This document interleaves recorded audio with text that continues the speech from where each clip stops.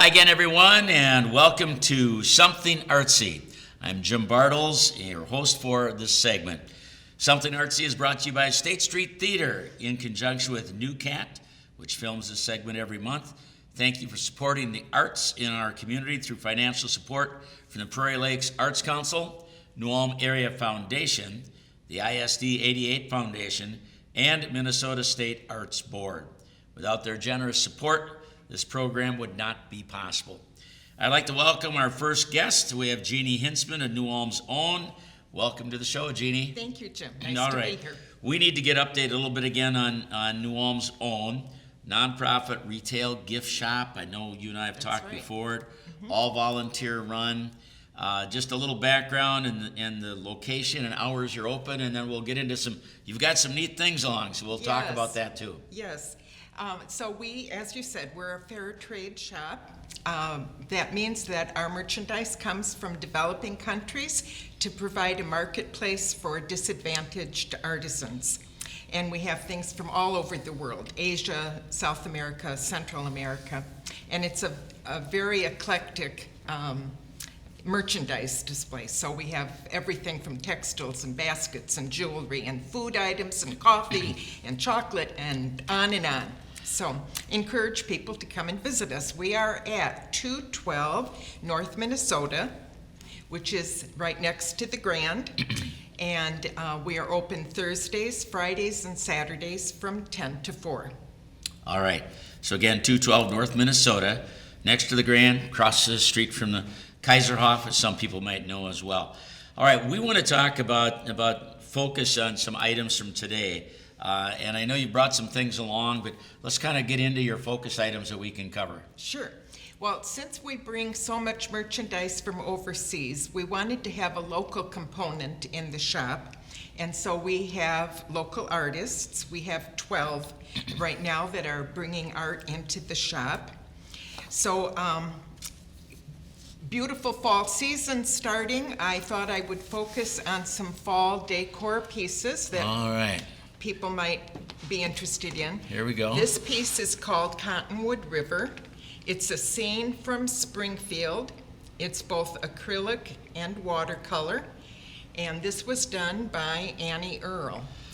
And we have a few other pieces that Annie has done. Obviously a fall painting. Look at the color on the trees, and we're just heading into that season now. Yeah, so if those people who like to add some fall touch to their home, this is a wonderful piece. All right. And these are they for sale? Yes, these Okay. are for All sale, right. and we try to have things at all price points. Okay. So Well, this next one looks pretty interesting also. this piece is a photograph, and it is from John Olson, and it's Someone's just- laying down, shooting up, right? right. You're looking up at a circle of fall-colored trees, most of them birch, with a beautiful blue sky and some wispy clouds.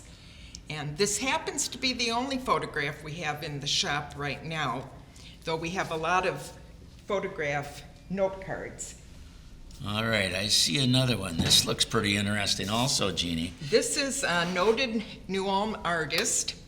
This is from Ruth Lindemann, who turned 96 last week. Oh boy. Yeah, and she is still doing some painting. This is a still life and aptly titled 3 Pairs. And this is harvest season, so I brought this along. Would be a lovely piece in someone's dining room or kitchen. You know, I wonder where people get their ideas for things like this one. Who'd have thought?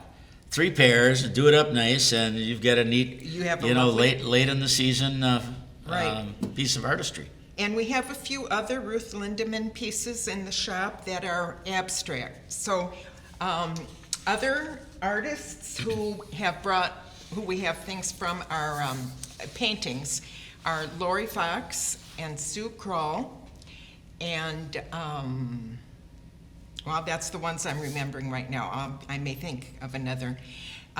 We also have a lot of fused glass in the shop. Some pieces are very practical, like beautiful night lights. Some pieces are decorative bowls and plates. Some are very functional. And the fused glass is made by Lori Burkhardt, Sue Happel, and Carolyn Smith. We have some jewelry items that are locally made from Sue Happel and from Carol Edwards.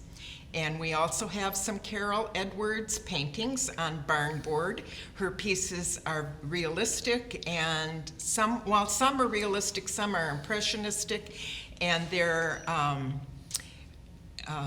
more on a rustic note because of the barn board that they're painted on, so more of a casual type piece. We also have local pottery made by Ron Kaler, who lives in Searles. And we have a variety. We have bowls and plates and jars and vases and egg bakers, lasagna bakers, bunt pans. So again, it's a mixture of functional items as well as things that are meant to be decorative. I mentioned that we have a lot of note cards in the shop, and we're quite reasonable on the note cards, so it's a good place to stock up. Some of them are photographed cards by Kay Burnett Martin and John Olson, and some are watercolor cards by Sue Kroll, and original cards painted by Lori Fox. And let me see. And then we have some historic pieces about New Ulm in the shop from Minnesota Territory. And we have magnets, and we have note cards that show pictures from the 1800s and 1900s. And the person who we get those through, Corinne Mars, recently did a program for the Historical Society, and she's an excellent historian and knows a lot of Minnesota history. So these depict some of those images from the fair, from DMLC, from the flour mills when they were in town, so historical images. Jeannie Hinsman is with us from New Ulm's Own, and it's located at 212 North Minnesota, next to the Grand, open Thursday, Friday, Saturday, 10 to 4. I know you've got some books by local authors down there as well. Yes, we do. We have Jim Jensen's book, and we have children's books that were written by Kelly Korneski, and the artwork in the books was done by Lannis Curtis, who is a local person. And we also have a book on Minnesota. It's a historical novel based on the Dakota conflict, and it was written by Samantha Specs, and it's called Dovetails in Tall Grass, and it's a wonderful story of that time period. Wow, interesting. And I know Jim Jensen's book, if you remember when Jensen Clothing was open, and next door was Miney Clothing, and how some things started to disappear from the Jensen Clothing building. If you have a chance, I have had a chance to read that. Yeah, and, Threads of Evidence. Yeah, it's pretty interesting. Yes. Anyway, Jeannie, what else would you like to mention before we wrap up? Anything else with New Ulm's Own? Yeah, a couple other things I'd like to mention. If you want to know more about our story, our mission to help marginalized women, you can visit our website, newulmsown.org. And you'll find all kinds of information about us. And we are volunteer run, and that reason for that is so that our profit is given to local charities. So we've contributed to Ivy House and Numas House and CADA and Pro Kinship. So we're always looking for additional volunteers. And if people have an affinity for our mission to help women and local charities and to support fair trade, I encourage them to stop at the shop and give us your name and phone number, and we will reach out to you. And is there contact, if they go to your website, is there a contact area where they can email in that way too? Yes, there is, yeah. And it's newulmsown.org. Correct. And that's New Ulm's with an S at the end of the Ulm, right? Right. newulmsown.org. Jeannie, thanks so much. Always fun, and thanks for bringing in the samples. Hold those pears up one more time. Look at that. There you are. And the one photo taken from down, looking up, and then the other one on the Cottonwood River. Yeah, yes. Fall season, so thanks so much. Well, that's going to wrap it up on this segment, talking about New Ulm's Own. Jeannie Hinsman, who's with us. And Jeannie, you are the owner. Not the owner, because as a nonprofit, we have a board that runs the shop, and I'm the manager. Manager. There we go. Okay. Jeannie's the manager of New Ulm's Own. Along with Jeannie Hinsman, Jim Bartles here, and that's this segment of Something Artsy. Hi again, everyone. Jim Bartles here for Something Artsy, coming your way on NewCat. And our thanks to all the components that help make this possible. Prairie Lakes Arts Council, New Ulm Area Foundation, ISD 88 Foundation, Minnesota State Arts Board, and of course the folks at NewCat who film this every month, and State Street Theater who helps put this thing together as well. So our guest on this segment is going to be Bethel Bulgy, and Beth has been with us before. Pro Musica, that's what we're talking about. And so obviously there's music involved. And Bethel, let's talk a little bit about what it is and how long Pro Musica has been going, and we'll get started from there. Sure, sounds good. Yeah, we started 9 years ago. It was started from scratch via a partnership with Martin Luther College. Yeah. And a few years later, we went independent. We're our own independent nonprofit arts organization.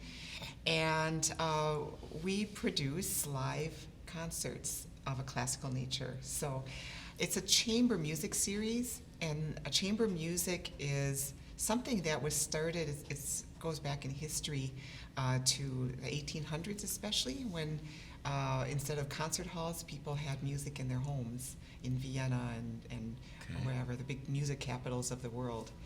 And some of the greatest composers wrote very intimate music for these living rooms.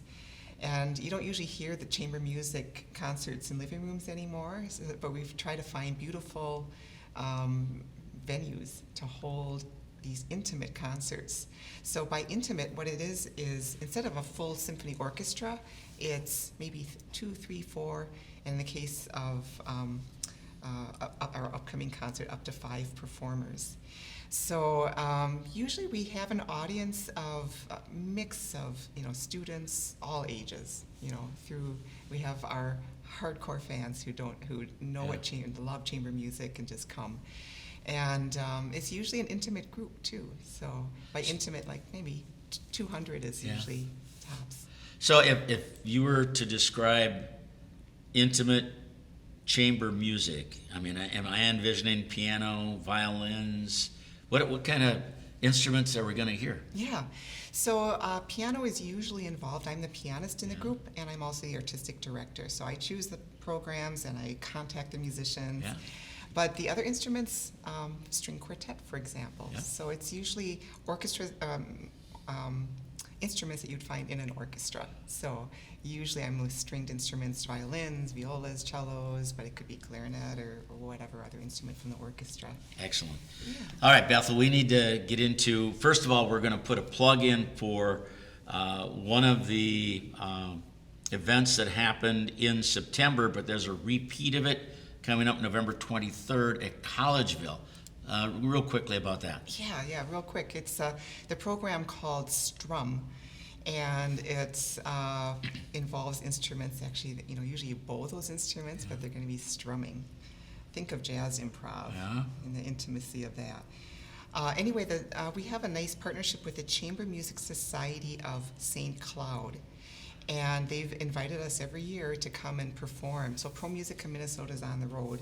And we're actually performing in Collegeville in Humphrey Theater on the campus of St. John University. It's a beautiful venue. Went there for the first time last year, and it's just gorgeous. So that's the 24th of November, and is a repeat of the concert that we did in September. Excellent. Now, the ones we're talking about next are ones that are coming up. They're down the road a little ways. Are they all at State Street Theater? No, they are actually in the Chapel of the Christ on the campus of Martin Luther College. Oh yeah, very nice. Yeah, and if there's anybody watching who's never been in that chapel, it's quite a gem, a hidden gem in our little town. And it's actually a really beautiful acoustic venue and has a gorgeous piano for our series.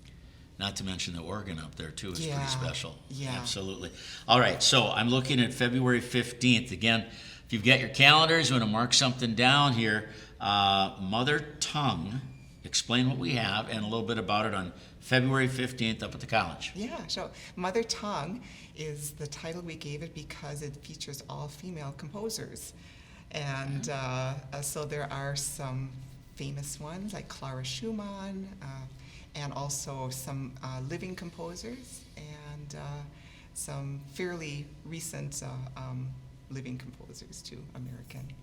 Okay. And let's see, we have in that one violinist Susie Park, and also we have Silver Einomai, and a local soprano is going to be singing with us too, Jenny Hogan.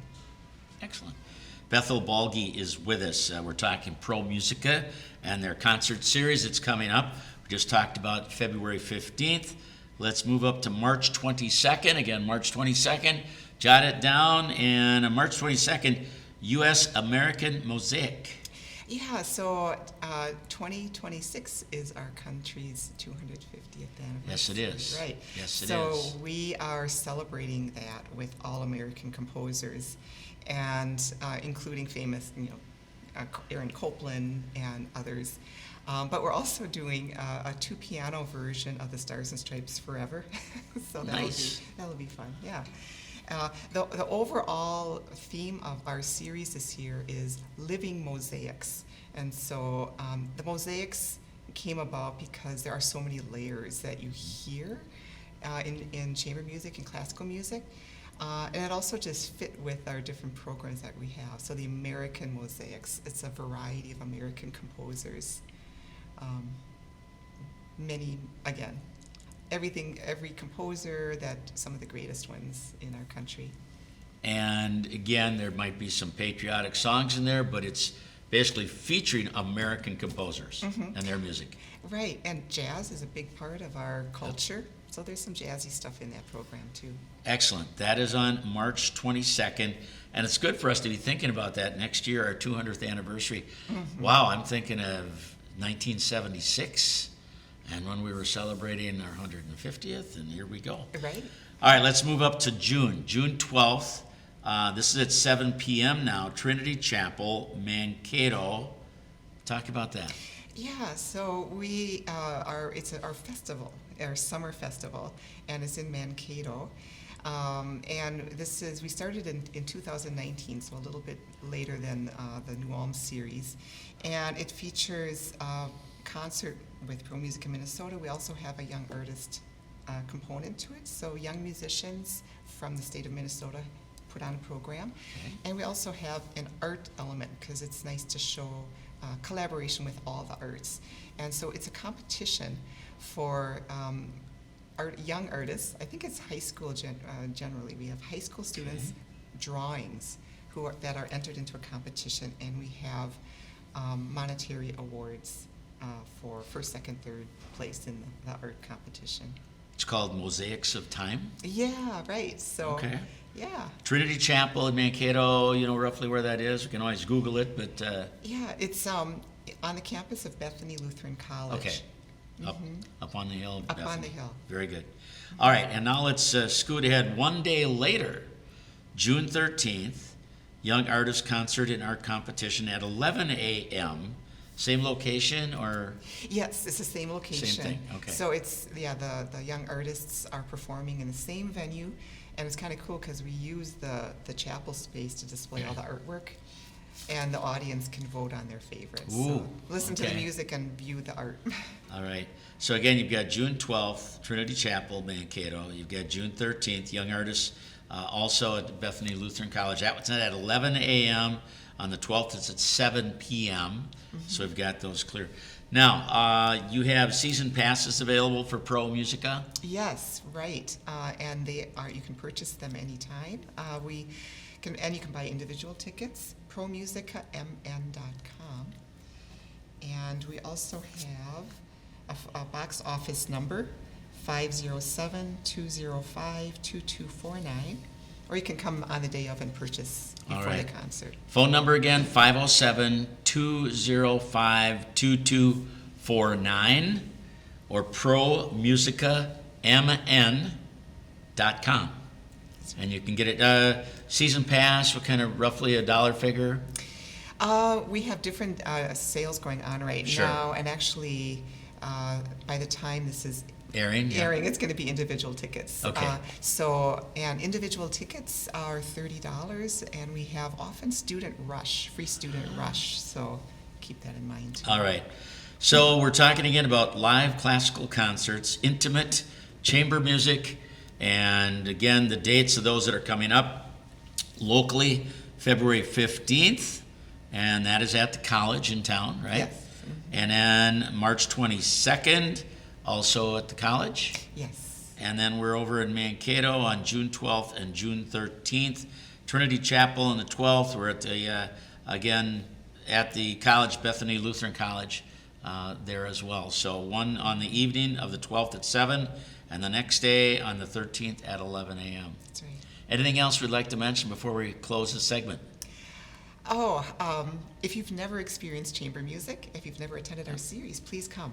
We'd love to see you. An invitation is always good to hear. Thank you so much. Bethel Balgi, who's with us, and your title, are you the? I'm the artistic director. Artistic director, we got it, okay. And again, they're in their 9th year, Pro Musica. Thanks for the information. Appreciate your sharing that with our viewers. Thanks for having me. Thank you. That's going to wrap it up in this segment as we're talking about Pro Musica. Jim Bartles here along with Bethel Balgi. Thanks for joining us on this segment of Something Artsy. And we're back at you another time with another segment of Something Artsy. Something Artsy brought to you by State Street Theater in conjunction with New Cat, which films this segment every month. And again, our thanks to the financial support of Prairie Lakes Arts Council, New Ulm Area Foundation, ISD 88, their foundation, and Minnesota State Arts Board. Without their generous support, this show wouldn't happen. We're glad to be here. Jim Bartles is your host once again. And on this segment, Soda Street Studio, and Tammy Hansen is with us. Soda Street Studio, how long has it been in place, Tammy? We had our grand opening in February, just this past winter, so we're coming up on 1 year real soon. All right.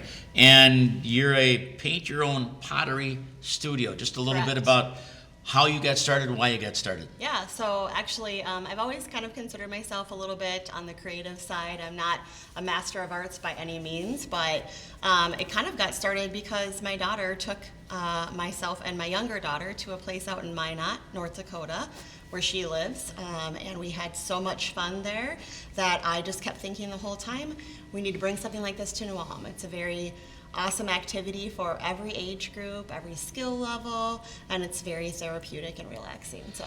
Okay, so you're right by Citizens Bank downtown. What kind of hours are you open? We're going to talk about events coming up in a little bit too, but what kind of hours are you open? So we are open Wednesday through Sunday at 10 a.m. every day. Wednesday and Thursday we're open till 8 p.m., Friday and Saturday till 9 p.m., and Sunday afternoon till 3. And is there a charge for coming in, participating, and doing your pottery? No, so there is. That's one thing that we really wanted to make sure that we kept a small town, a mom and pop kind of store. We don't charge sitting fees or studio fees like you'll find at other places. It is just what you see is what you pay. There's a tag next to every item. They're priced per individual piece based on the size, and that price includes the whole process. So it includes the pottery, the glaze, the firing, and everything. I know you've got a few samples here, and we've got some pictures we want to go back and talk about as well. So how much does it cost? So the price range is between $10 and $50. We have a really great range of items for all different ages and genders and whatnot, from like 15 to 25, which keeps it very affordable for the family. So yeah, there's lots of different things to choose from. And people can come in as a group? Correct. We have reservations available for groups over size 10. We also have private party times available when we're closed on Mondays, Tuesdays, and Sunday afternoons. But otherwise, during regular open hours, walk-ins are welcome. So people come in, do they bring their material along? Say I'm coming in, I see you've got like bachelorette parties and everything. How does it work? Birthday parties, etc. Yeah, so if you're having a party or you're coming with a large group, you don't have to bring anything. We have all of the materials in the studio that you need to complete your project. However, if you're having a private party, like a birthday party or a bachelorette party, you're welcome to like bring your gifts and do your whole party there. We often have groups bringing in different snacks and drink items and things like that as well. Soda Street Studio. And that's what we're talking about right now. And Tammy Henson is our guest. Let's talk about some of the events, then we'll talk about some of the pictures. But Witches Night Out. Yeah. That's like witch as in a Halloween witch. Wednesday, October 15th. What do we got going? Yeah, so that a lot of small businesses are getting together to celebrate just a fun evening out. That is on Wednesday night, the 15th of October, from 4 to 8 p.m. Every different business is offering different sales or features or things like that. We at Soda Street will have festive treats available that night for all of our guests, as well as an exclusive 15% discount for anyone coming in to paint in a witch's hat or event attire.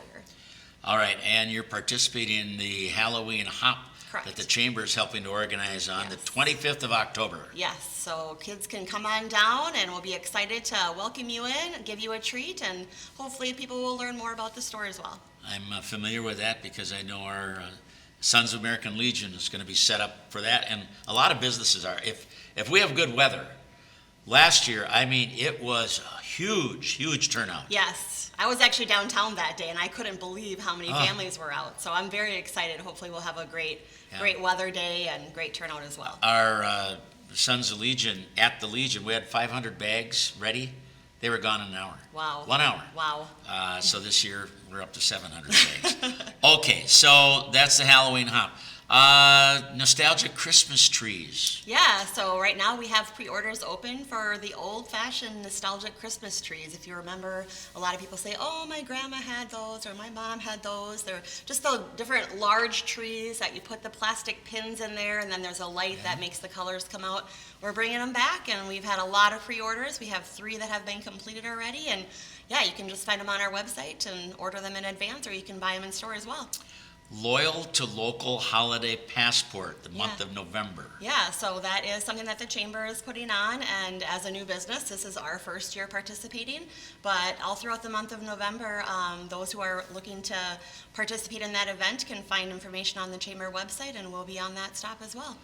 Shopping opener, you're going to be involved in that on that weekend. It's deer hunting weekend, November 7th through the 9th. Yep, and we're going to offer some different discounts, including a gift card promotion where you can save a little money, get ready for Christmas gifts, as well as painting discounts and a grab-and-go buy one, get one half off. All right. Okay, Small Business Saturday, November 29th. Shop New Ulm at night, December 11th. And the Festive Facades in December. Yeah.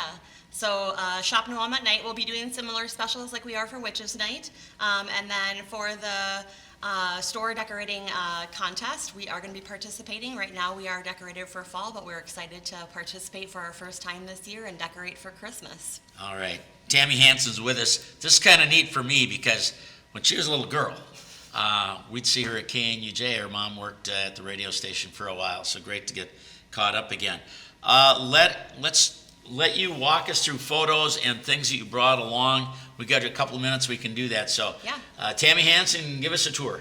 This is basically a few pictures of what our studio looks like. You'll walk in and we, take a lot of pride in our clean, comfortable setting. It's very welcoming and we have smells goods going on and good lighting, like I said, music playing. We have hundreds of items to choose from, as well as dozens of paint colors, including a solid line as well as a speckled line. We also have a kids area to play in for those little ones who are waiting for their parents to finish their pieces if they get done sooner, which happens often and gets very well utilized. These are just a couple examples of some pottery pieces in advance before they're painted. You'll see this piece right here has an example of what it looks like in the different stages. So pre-pot paint, this is 3 coats of glaze. This is after it's been fired, and this is 1 coat. So we just kind of talk everybody through how it works when they walk in the store. They can pick their items. We give them tips on what are the best things to keep in mind as they're going through their process, and give them any sort of, just guidance or helpful, just different things that they can do. We also have different techniques, like this example shows the bubble technique, where it's just a mixture of hand soap, water, and glaze, and then you can blow bubbles over a cup and let it fall onto the piece.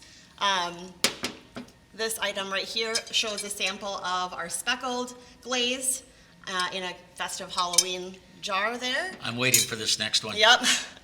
And this is a little gnome that I painted, actually. It's nothing super fancy, but he's a cute little guy. And when we first opened up, we put him out and asked our community of fans to name him. And of course, his name was lovingly became Herman. Herman. Yeah. And if I was coming in, can I buy that? Pieces that are painted, yeah, they're always for sale. And they're just that piece, the price of that piece plus a $5 studio design fee. All So right. yeah. Very good. I like that, Herman. It's good. Okay, so that's what we got. Anything else on here we need to read? So you're like real close to the New Ulm Chamber office also, right? Yeah, we're just a block down from Yeah, the chamber, next to Citizens Bank, so 103 North Minnesota Street. You can also find us on our website at sodastreetstudio.com, as well as on social media, Facebook and Instagram. Do you have like gift cards or gift certificates? Yes. If people want to give a gift for holidays or whatever? Yeah, they're very popular for gift time. We have physical gift cards in store, as well as gift cards you can purchase from our website if you're not local here. All right. Phone number if they want to make a phone call. We already know sodastreetstudio.com. Yep. Sodastreetstudio.com, but if they want to call, Yep, 507-217-4914. And then you can also reach us at sodastreetstudio@gmail.com if you would rather send us an email. all right. Check it out. Soda Street Studio, 103 North Minnesota Street. Tammy Hansen, anything else we need to cover? No, I mean, if you haven't come and seen us, then feel free to stop by, even if you just want to browse. Stop in. Soda Street Studio, 103 North Minnesota Street. Along with Tammy Hansen, Jim Bartles here. That's another segment, some interesting and new material that I had not seen before, and with someone who I hadn't seen for years, but I'm seeing again now. That's great. Tammy Hansen from Soda Street Studio. Along with Tammy Hansen, Jim Bartles here, and that's this segment of Something Artsy. Well, let's check in on another segment of Something Artsy. Hi, everyone. Jim Bartles here, and this time our guest is Bree Tarlson. She's from Luca Books and the New Brew Cafe. Good to talk to you again. You do as well. All right, so let's get up again. I walked by the other day, saw the big sign about Ulm, Sweet Ulm, and there's so many things in there. And, there was a lot of stuff in there in past years. Now you've been open about a year and a half, and you're right in the center of downtown action. Let's talk about what's coming up next at Ulm, Sweet Ulm, and Luca Books and the New Brew Cafe. That sounds great. Yep. Yeah, we have October is a really busy time for us. I think it is for a lot of downtown locations. But we have some just routine, some new things that we've added into the mix with our cafe. So at New Brew, we've added cold brew into our menu. We're adding our soup back. So that's something that we have a weekly special. Leading into our Oktoberfest events, we'll have things like sauerkraut soup and beer cheese. So those, just fun things. Got to plan have do. that, absolutely. Yep. We've changed our hours a little bit. We've restocked swag and things like that. But we have a ton of events coming up. Well, let's get into the events because I saw, man, there's a lot of stuff here, folks. So let's get into some of the events that are coming up. Sure. So in chronological order, we'll start at Yes. the beginning of the month.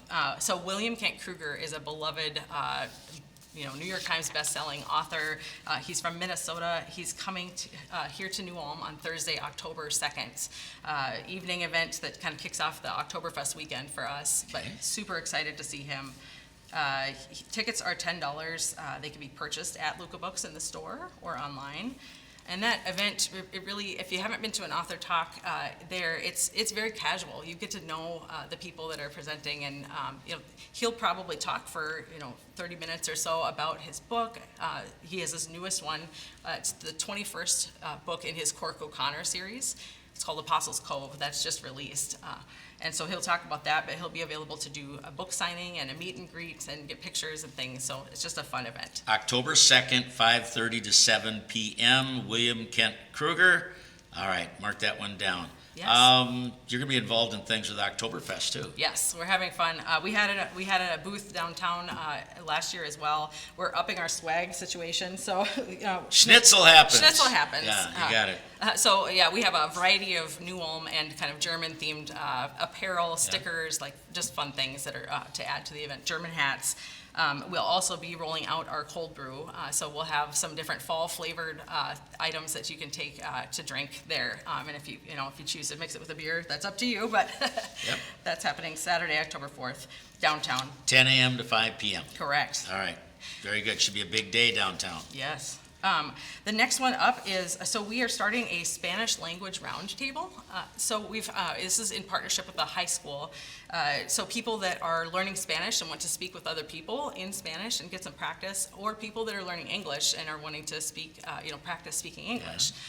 So that'll be on Wednesday, October 8th, also at Ulm Sweet Ulm, from 6 to 7 p.m. And so it's just a drop-in. There's no registration needed for that. It will just kind of pair people up as they arrive, and based on skill level and comfort, and we'll have a few prompts as well, but pretty casual. All right, I know you've got something coming up on one of my favorite days, October 12th. Yes, October 12th. So if you're an introvert, Silent Book Club is for you. Okay. So this is a chance that you can have an hour of completely uninterrupted reading in store. Basically, bring a book or buy one there. Find a cozy spot in the store and enjoy that reading time. You have a chance to meet with other people and talk about whatever they're reading and what they love. It's just kind of it's a social way to be antisocial, I guess. Okay. So that's a Sunday, and that'll be from 1 to 3. 1 to 3, very good, on October 12th. Let's go up next on the 16th, a Wednesday, 5:30 to 7 p.m. Who you got coming in? What's this about? Yeah, Mike Mallow is another regional author. He is actually the person who named our store. He came up with the name Ulm Sweet Ulm. And so it turns out he's a local author. He's also a journalist. He's an award-winning person. He is releasing his newest novel, which is called A Ghost Chases the Horizon. And he's going to be doing that book launch party with us then on that Wednesday, the 16th. This book, it's a great Halloween, kind of a spooky season, it's kind of setting. So it's set across multiple eras, so different time periods, but it's paranormal mystery. So think ghosts and spooky things. And it's has to do with individuals who were connected with this shuttered psychiatric hospital. So, yeah. Bree Tarleson is with us from Luca Books and New Brew Cafe. We're talking about events that are coming up in October. Now, this next one, the title of it's got me interested. Grief Book Club. Yeah, so this is another event. This is a monthly group that meets to discuss. These are people who have lost someone that are grieving and looking for a way to process it. We partner with Alina Health Hospice. Okay. So Emily Hoffragi leads this group, facilitates it. She's a grief counselor there. But it's a way to connect with other people that to just kind of help to process that in a different way in a casual setting. So that is on Sunday, October 26th from 12 to 1:30, also at Ulm Sweet Ulm. And I know a few of your things have RSVPs. This one does also. You RSVP on ulmsweetulm.com/events, and they know you're coming and that kind of thing. Correct. All right, let's get to live music Saturdays and open mic nights. Yeah, so at the time of this filming, we don't have our date set, but monthly we've been picking a Saturday and scheduling live music and having an open mic. So we're encouraging people to come. It can be music, but it doesn't have to be. People can do poetry readings or come read an excerpt from something you've written, perhaps. So it really just open to the public. So we encourage you to watch our social media and our website for that date. In the evenings. It's actually usually on Saturday morning. Oh, it's Saturday morning, Yep, okay. usually starts at 10 or 11 o'clock, depending on kind of what else is going on. Okay, so kind of be looking for that, and again, more information coming on their website, so that is all coming up.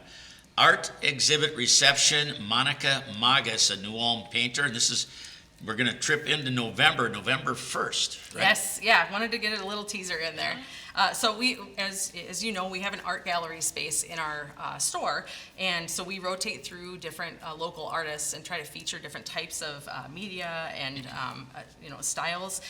So Monica is the next artist who's going to be exhibiting with us. We always do a reception, which is free and open to the public. That is what's planned for that Saturday, November 1st, from 4:30 to 6 p.m. It's free, open to the public. Gives you a chance to meet and greet with her, and learn about her process for creating art, and be able to shop the stores, try some treats. We have light refreshments, so just a fun thing. All right, very good. Again, check out the website. All this information, you're going to find more information there, and You got a lot of stuff we've covered and talked about. So the website once again is Yeah, it's Ulm, Sweet Ulm, so play on the word, our city, .com, and then /events. events, and you're there. Anything else you want to mention to us? I know hours, you're open 7 days a week, and open 7:30 in the morning, except Sundays 8 o'clock, right? Correct, yep. So, yeah, we try to be available every day just for people. I guess I would put one more teaser out there if I have a moment. Yes. So there's the Downtown Action Team is one of the subgroups of Heart of New Ulm and the New Ulm Chamber, and there's a subgroup that's working on expanding a holiday festival coming up in November. So the day of the Parade of Lights is Yeah. Black Friday. We are planning an event in German Park that will happen that afternoon. So it'll be kind of a kickoff to the holidays, and will complement then what's happening with the tree lighting and the parade. Do you know what time that's going to be? Yep, it'll be from 1 to 5 p.m. We're still nailing down all of the specifics, but we know that there are going to be at least 2 live reindeer and photo ops for the family, holiday beverages, things like that. So really excited about it. Should be good. And Parade of Lights, yours truly, along with, I believe, Kim Hansen, will be doing the broadcast again on the radio on Newcat. So that's it, I think always at 6 o'clock. And so kind of fun to do that. And there's a lot of, I don't know, I'm going to say there's normally around 50 units in the parade. So that's coming up. It'll be on the radio, on KNUJ, and also on Newcat. You can watch it there as well. Anything else we need to cover yet? Oh, that's a lot. It is. It is. No, thank you for the invitation. Appreciate being able to be here. All right, Bree Tarlson is with us. Luca Books, the New Brew Cafe, and they're downtown where the old Lombrex Christmas house was, right? Correct, yes. Big area, a lot of things. Also, they've got a bike shop down there, and we've talked about that before as well. All right, that's going to do it for now. Along with Bree Tarlson, Jim Bartles here, and that's another segment of Something Artsy. Welcome once again to another segment of Something Artsy. Good to have you with us. Jim Bartles here is your host, and our guests on this segment, Tim Reinke from Thrivent Financial and Sandy Reinke, Secretary for the Board of Directors for State Street Theater. Good to have you with Oh, us. thank you so much Thank you, Jim. for Good to having be here. us. All right, Yes. Tim, let's get started with you. Welcome to the show. Thank Now I you. hear you have a lecture series you'd like to share with people. Yeah, actually, Jim, I'm part of the Leave a Legacy. I'm an executive committee member with Leave a Legacy. Leave a Legacy is a educational arm of the New Ulm Foundation here in New Ulm. And we did put together a series of 3 educational workshops focused on charitable giving.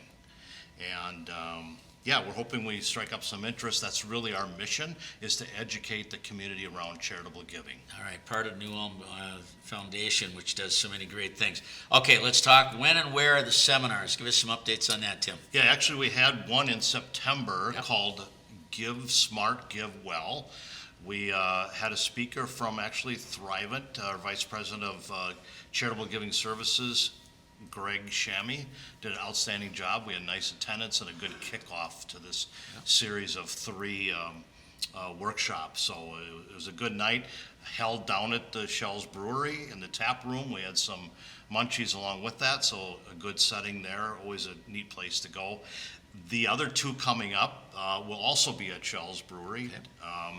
The next one will be on Tuesday, October 14th. They get going around 5:15, usually last an hour or so with some conversation afterwards.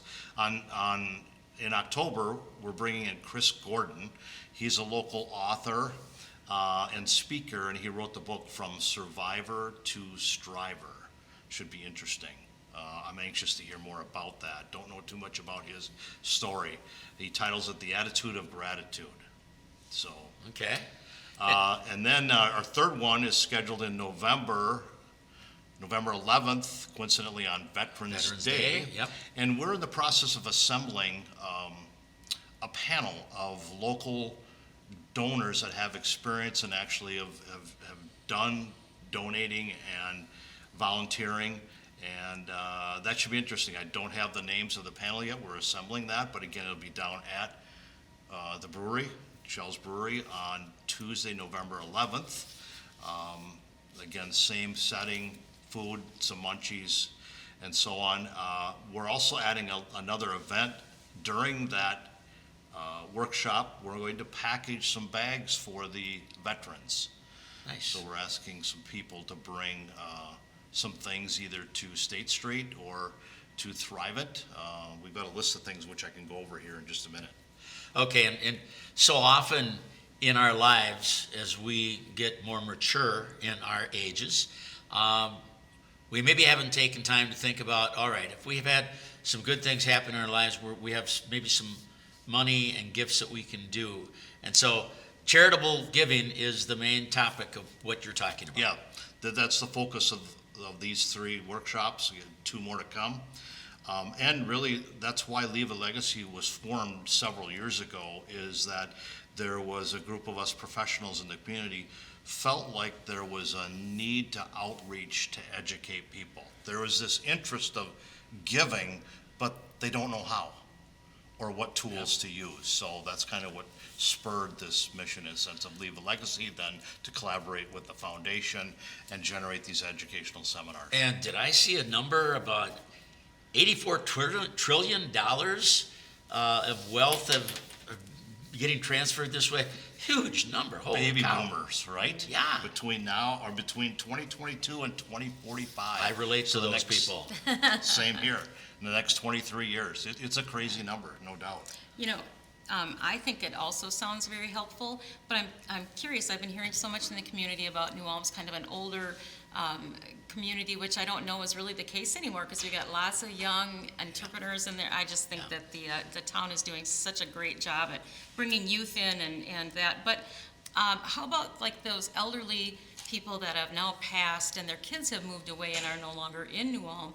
Is that a concern? That how do I get this money? I'm sure that maybe the parents wanted to leave something here where they raised their family and where their roots are, but now their children are not they're taking it somewhere else. Is there something to be said about that, or some concern in any of that, or is it just me?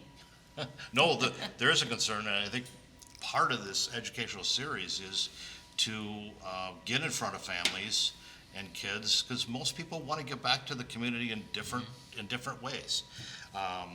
So it's up to the parents to include their kids and grandkids, and really part of Leave a Legacy, the foundation, and even myself as an advisor, we want to make sure that those beneficiaries are also included in those conversations.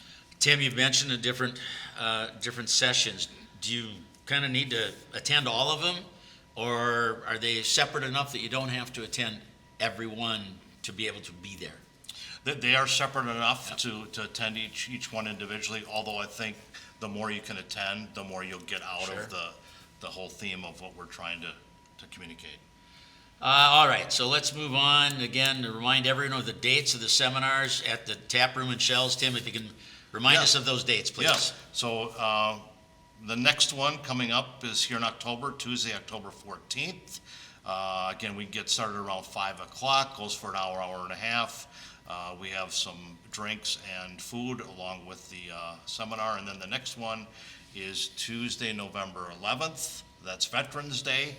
And we're bringing in a panel for that workshop, which should be really interesting. It'll be people you know in the community that have done this and want to share their stories. So again, 5 o'clock start down at Shells for that, running an hour and a half. And with that, we're going to run this packaging event for the veterans. And we've reached out to the local veterans organization and found out kind of what they would like. And I think What are you collecting for that? Yeah, I think I know there's a list of that somewhere. we've already had some things delivered Yeah. to my office, some toothpaste and toothbrushes and some puzzle books and that type of thing. But the request comes as new socks and razors and soap, deodorants, decks of cards. I mentioned word puzzle books, mini water bottles. I mean, things like that can really come in handy. Either bring them to the seminar or drop them off at State Street Theater or the Thrivent office downtown. How do we let you know? Do we need to let you know that that we're coming to either of these events? Yeah, RSVP to State Street or the Thrivent Financial Office here in town. Phone number 507-354-3337. And again, New Ulm Area Foundation, their NewUlmAreaFoundation.org/leave-a-legacy. Yes. And you're there. But otherwise, make a phone call, just get in there and you'll find out the information. And are the seminars, are they just for the ultra wealthy? Not at all. That's kind of a misconception. I mean, donating, being charitable starts right with how do you give to your church locally, you know, putting money in the plate or whatever it might be. So it's, there are a number of tools and resources to help people be charitable, and that's what we're trying to educate to everyone. All right, so again, keep that in mind, and it's for all. Again, many people in their, who knows, 40s, 50s are starting to plan and think about this, so you get some information there, which is good. So it sounds like a great educational opportunity. Free food, so that's a bonus. Thanks for sharing with us, Tim. Thank you. And we got to ask about the comedy sports fundraiser in September. How did that? Did it go good? Yeah, it was a great night. We brought down this comedy sports group from Minneapolis. Yep. I think they have their own theater up there, and it's not comedy about sports. It's comedy set up like a sporting event. So there's two teams, and their contests. They involve the audience. It's improv. It's improv, so it was just great. And And there's one coming up in October. Another Nope, one? actually, that was nope, that was it. That was in September, Okay. and that was a Yeah. full fundraiser for State Street Theater, so the numbers are still right. coming all, in. all the proceeds went to Thrivent hosted Sponsored it or it. sponsored Yep. it, and so every dollar that was spent there is going in for State Street Theater. Now, I know we've got a Stars of State Street coming up, and Yeah. Sandy, maybe you want to talk a little bit about Yes, that. I'd love to. So at State Street Theater on October 18th at 7 p.m., it's a Saturday, we're going to be hosting a brand-new event that's new to all of us. It's called Stars of State Street. So the idea is that Does they're Tim gonna- get up and do a tap dance at this? Tim is not Tim. No. No? No. I've seen Tim do that one time, Jim, and I'm telling you what, we're not looking for an encore.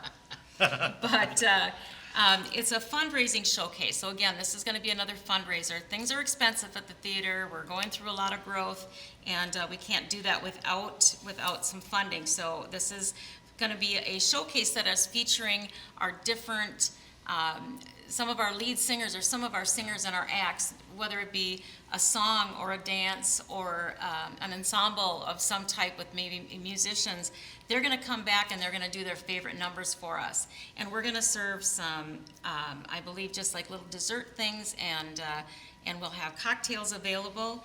And you are probably going to want to be there because it's just going to be kind of a conglomeration of all the great things that we've been doing at the theater. All right. So that, again, is on Saturday, October 18th, 7 o'clock. That's correct. Stars of State Street. Yes, All yes. right. Good And I information. don't have the ticket price here. I was thinking that it's going to be around $25 or $30 or $20, somewhere. So it's very, very affordable. It's not going to be in the auditorium. You're not going to sit in the auditorium chairs. It's going to be, the stage is going to be set up on the stage, and the tables are all going to be surrounding. So it's going to be kind of up close and personal with the acts, and just a beautiful night. Tickets are readily available at the box office. From 9 to noon, Monday through Friday, or go to our website, which is www.statestreetnewulm.org, or call 507-359-9990, and either Janice or Lori will get a hold of you. But yeah, you can get your tickets online, but you're going to want to get to that. I know October 25th is another special Big date one. coming up. Yes, this is that collaboration we do with the Grand. We did this last year with Emmylou Harris, had a sold-out show. It was wonderful. They made a lot of money. It benefited State Street Theater in a lot of ways, and one of them showing that we can hold an event of that size. So it was wonderful. This time, on Saturday, October 25th, you're going to see the real Los Lobos. Not a tribute band. This is the real one, la la la la la bamba. So, if you've heard that, in fact, they recorded the entire soundtrack of the film La Bamba. So it's a Mexican-American rock band from East Los Angeles. They've been touring for 50 years, and they're coming to New Ulm, Minnesota on October 25th. You're going to want to get your tickets. Again, look on the website or give that call to 354-9990, or 359-9990. and get your tickets. Great opportunity in our city of charm and tradition, and for the Yes. area as well. That's good. All right, what else is coming up? I know there's more. Yeah, there is. A couple things we wanted to let you know about is the Nomade Market, and that's GNOME, made, so Nomade, gnomes, that takes place every year during the first weekend, the hunting opener shopping weekend, which I believe is the weekend of November 7th, 8th, and 9th this year. First weekend November, Yep. or that one, yep. Yep, so it is a citywide craft and vendor sale, and State Street Theater is a host of one of those markets. So if you're a crafter, or if you have a home-based shop, like Tupperware, you can sign up for a booth on Friday and Saturday morning. And actually, we are specifically looking for a baker or someone that has a cottage license that's able to sell their homemade bakery products at an occasion like this, such as a farmer's market. This would serve as the same thing. So State Street Theater is going to host a free coffee bar, and we'd love to have some baked goods to enjoy with your free coffee, and it might be a great opportunity for you to make some money. So if you'd like to reserve a vendor spot, they are very affordable. It's lots of fun. Call our box office again, 359-9990. What did I hear about a fan favorite concert that weekend? Oh my goodness, I think What that do we got now? I Did might Tim be singing? that fan. I Tim might singing? be that fan. That would not be a fan Oh my gosh. So I don't hide this to anybody, but ABBA is such a Yeah. great band. I Yep. mean, we all love Mamma Mia and Dancing Queen and all of that, but Absolutely Fab is a group out of the cities. They perform quite often at the Chanhassen Dinner Theater, but they're coming back here. They were here 2 years ago. We had a great crowd, and I tell you, for people who think that if you go to the theater you can't get up and dance, they're wrong. There was dancing in the aisles. There was dancing in the balcony. Here's where Tim comes in. This is I where was there. Tim comes in. I witnessed it. Yeah, Yep, Tim was everybody. afraid I was going to break a hip, so he was watching me pretty close. But so they are coming back. We are super, super excited. We try to, even if we absolutely love a band, we have to spread them out a little bit. So November 8th, this year, November 8th, Saturday at 7 p.m. Tickets are available. They're selling fast, actually. And you probably want to call and get your tickets right away, or go online and get them, because you don't want to miss out on that one. That's just a lot of fun. You might have some people in orange showing up from that deer hunting weekend. You You know never what? know. I wouldn't blame them, but just Right. keep your guns outside the. Straight from their deer stand. That's right. Just keep them out. Keep the guns out. Come on in and have some fun. All right, Sandy, what else would you like to share before we wrap up? I just want to do some thank yous. Yes. I want to thank New Ulm Area Foundation, the ISD 88 Foundation, Prairie Lakes Arts Council, and the Minnesota State Arts Board for their support with grants and their financial support. Also, a huge thank you to New Cat again for allowing us this monthly space to share the happenings at State Street Theater, and to you, Jim, for helping us out by hosting today. We appreciate that. Thank you so much for having us. My pleasure, my All pleasure. right. All right, tell you what, leave a legacy. You can find out more information on that. We've talked about that and all the other great things going on at State Street Theater. Thanks for joining us, Tim and Sandy. Thank you, Jim. Absolutely, thank you. Good stuff, appreciate it. That's going to wrap it up, along with Sandy Ranke, Tim Ranke, Jim Bartles here, and that's this segment of Something Artsy. And time for another segment of Something Artsy. Jim Bartles here. Our special guest is Kara Knauf, Program Director for CAST. And you hear about community and seniors together. And if you put a .org behind that, you've gotten to their website as well. Correct. Kara, welcome to our program. Thanks for having me. All right, let's talk about things that are coming up and so forth. We were talking before we started recording. Scrabble and Mahjong. Yes. Okay, they're back. Talk. I'd never heard of Mahjong before. I certainly have heard of Scrabble. Okay. We used to have a Scrabble group that played every week, and the ladies decided to play hand and foot cards. It's a card game. Okay. Instead. So we stopped Scrabble for a while, and by request, it's back. So everyone's welcome to play. It's at 10:30 every Monday in room 111. It's free. If you don't know how to play or haven't played for a long time, that's okay. Come on back. So Scrabble is every Monday. And then we added Mahjong, which is an ancient Chinese game, a tile game, similar to Rummy or Dominoes. Okay, yeah. And two of our guests are expert players and have started this group, and we're up to 8 people already. that are Chinese playing. game. It's an ancient Chinese game called Mahjong. I think we're getting very multi-international here in New Ulm, aren't we? Yep, and it's, again, if you don't know how to play, I didn't know how to play, and I learned. It's every Wednesday morning at 10:30 in room 109. And everyone is welcome, even if you don't know how. All right, So they will teach us. Scrabble Mondays at 10:30. Yep. Mahjong Wednesdays at 10:30. Correct. Check that out. I know you've got something going on, an Alzheimer's caregiver support group session. Correct. It's the second Tuesday of every month Okay. at 10:30 in room 15. And we have 2 providers who are certified, and it is for the caregivers of people with patients with Alzheimer's. Yeah. It's a kind of a way to share ideas, talk to each other, support each other. It goes from 10:30 till noon, and then the second Tuesday of every month. All right.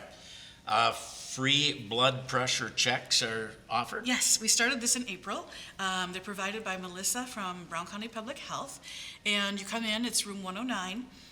It is at 9:30 on the third Tuesday of every month, and she'll just do a free blood pressure check and chat with you about your results and give you maybe some tips and guide you on your way. Okay. So, and they're absolutely free. Cara Knopf is with us from CAST, which is also known as Community and Seniors Together. Okay, what I'm seeing here about toenails.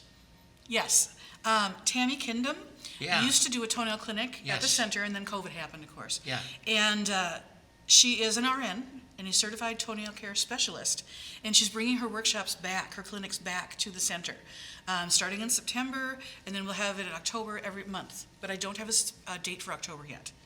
So you can call for an appointment. She wants to do them by appointment only so you can spend enough time with each client. All So I right. can give you her phone number. So it's Tammy Kindom at Tammy's Toenails, and it's 507-766-4410.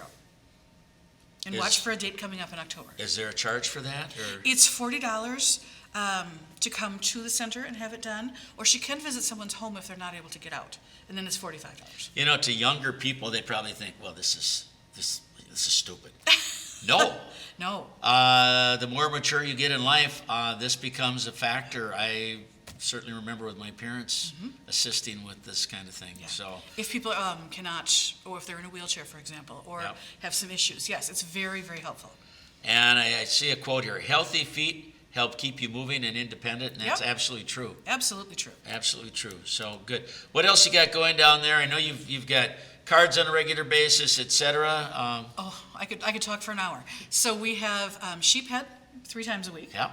We have cribbage twice a week.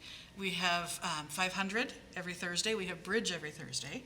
And then I mentioned earlier hand and foot, which I guess is like canasta. I've never played it, but I know they use 6 decks of cards. So there's actually a card shuffler Oh yeah. with this thing. Okay. So, and they're every Monday and Thursday at 1 o'clock. And again, if you don't know how, they'd be happy to teach you. So, and then we have bingo, of course. When is bingo? Bingo is Wednesdays at 1:30 Wednesdays at in the 1:30. cafeteria. Okay. And it's only $1 a card to play, and you can play as many cards as you want, and we pay out exactly what we take in.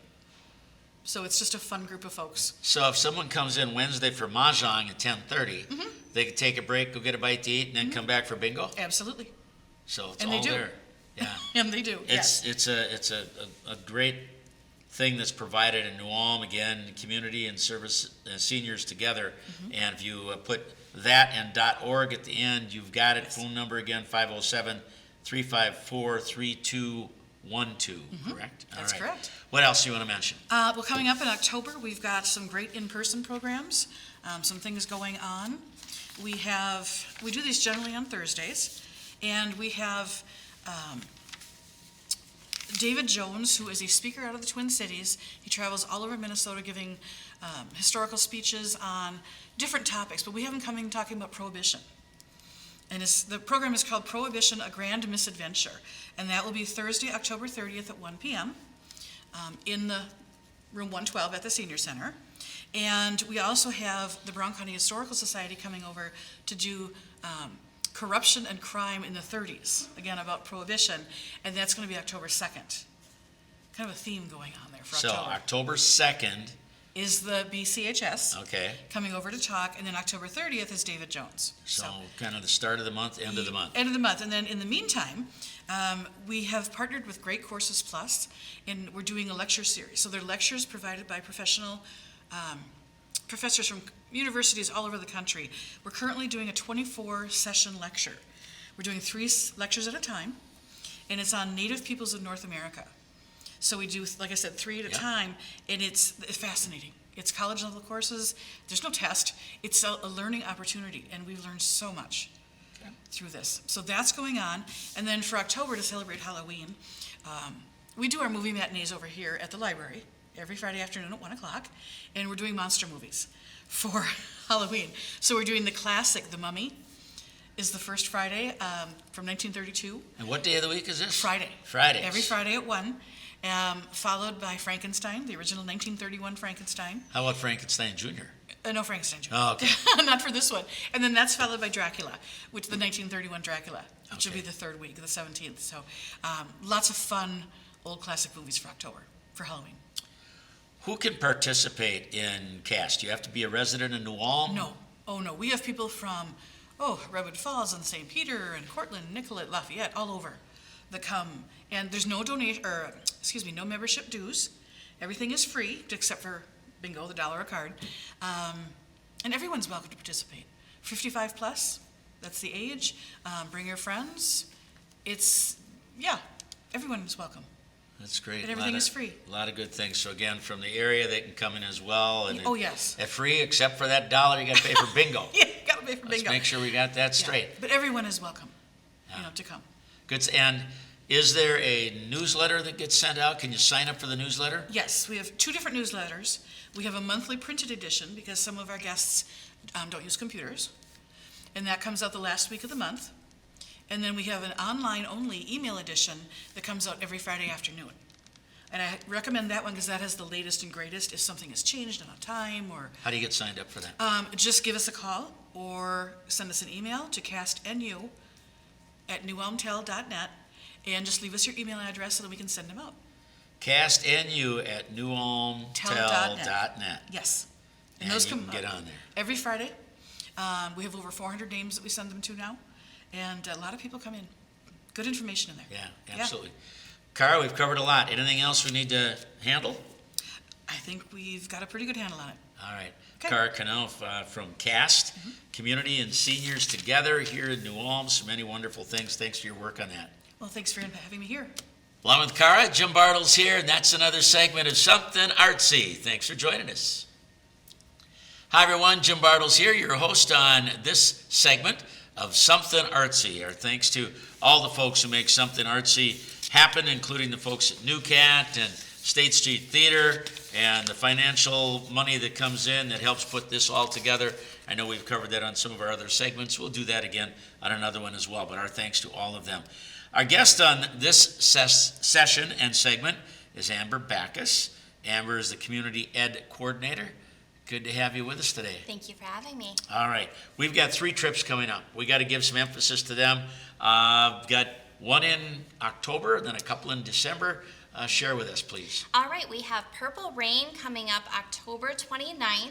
That is going to be at the State Theater in Hennepin, on Hennepin Avenue in Minneapolis. So we are taking a charter bus to the play. That would, the total would be $90 per person, and that is going to include your charter bus ride up there, as well as your ticket to the show. Can you tell us a little bit about Purple Rain? I can.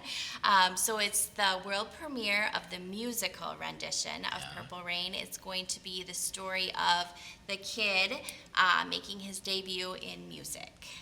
Okay, the kid. Sure. We Yep. probably know who that kid was. Yes. I think we do. All right, real good. So that is coming up again in October, and October 29th, 7:30 p.m. show.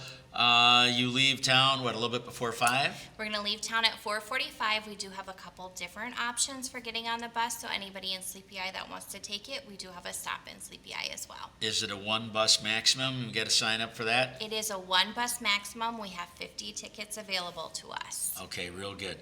Let's move into December. I know there's a couple of things coming up in December. There is. So we are doing the Christmas Carol, a musical this year. And that's different. We have always done the Christmas Carol at the Guthrie. This one is at Sidekick Theater, which we haven't been to before, and it is the musical of A Christmas Carol. That's in Bloomington, right? It is. What yeah. kind of what's the investment if I want to go on that trip? So that one is going to be $65 per person, and that one is going to include, again, your bus trip to the theater as well as your show ticket. Christmas Carol. If someone isn't familiar with Christmas Carol, what are they going to expect? Ebenezer Scrooge.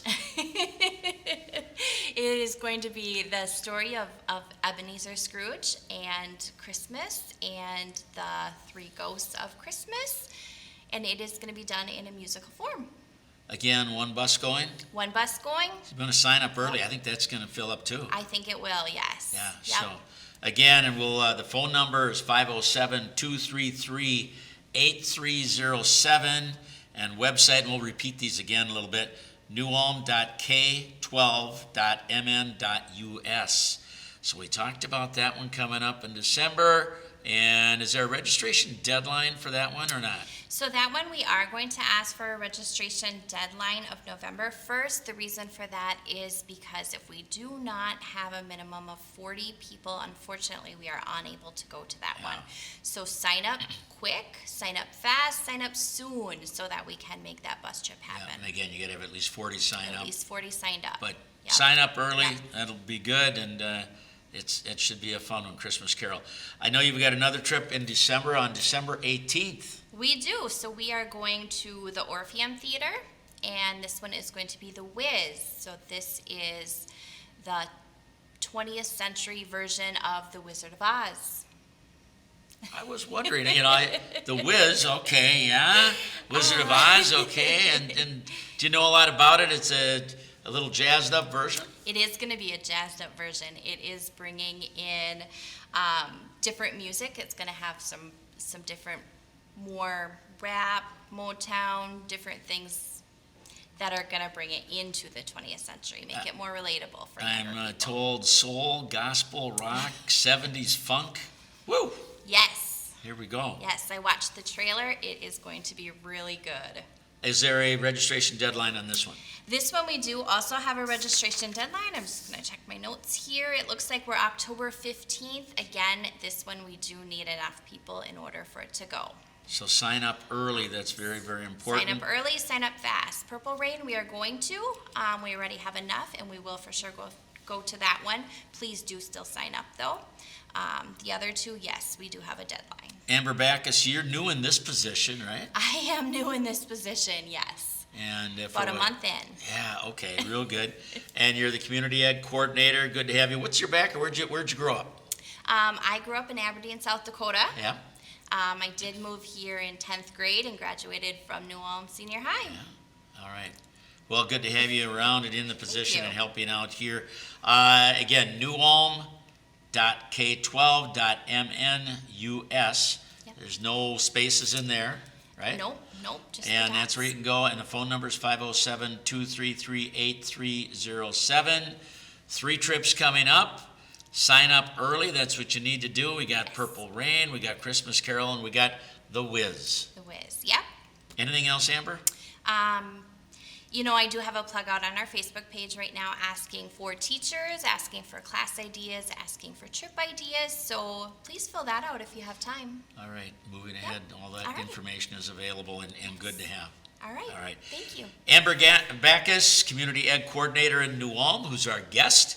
Jim Bartles with you, and that's this segment of Something Artsy. Hi again, everyone. Jim Bartles here as your host on Something Artsy. Something Artsy is brought to you by State Street Theater in conjunction with NewCat, which films this segment every month. Our thanks to them. And also thanks to the support of the arts in our community through financial support from Prairie Lakes Arts Council, New Ulm Area Foundation, the ISD 88 Foundation, and the Minnesota State Arts Board. Without their generous support, this program wouldn't happen. I'd like to welcome Crystal Johnson from the New Ulm Chamber of Commerce. Good to have you with us. Thanks for having me. Crystal is the office manager at the Chamber. We got a lot of things coming up.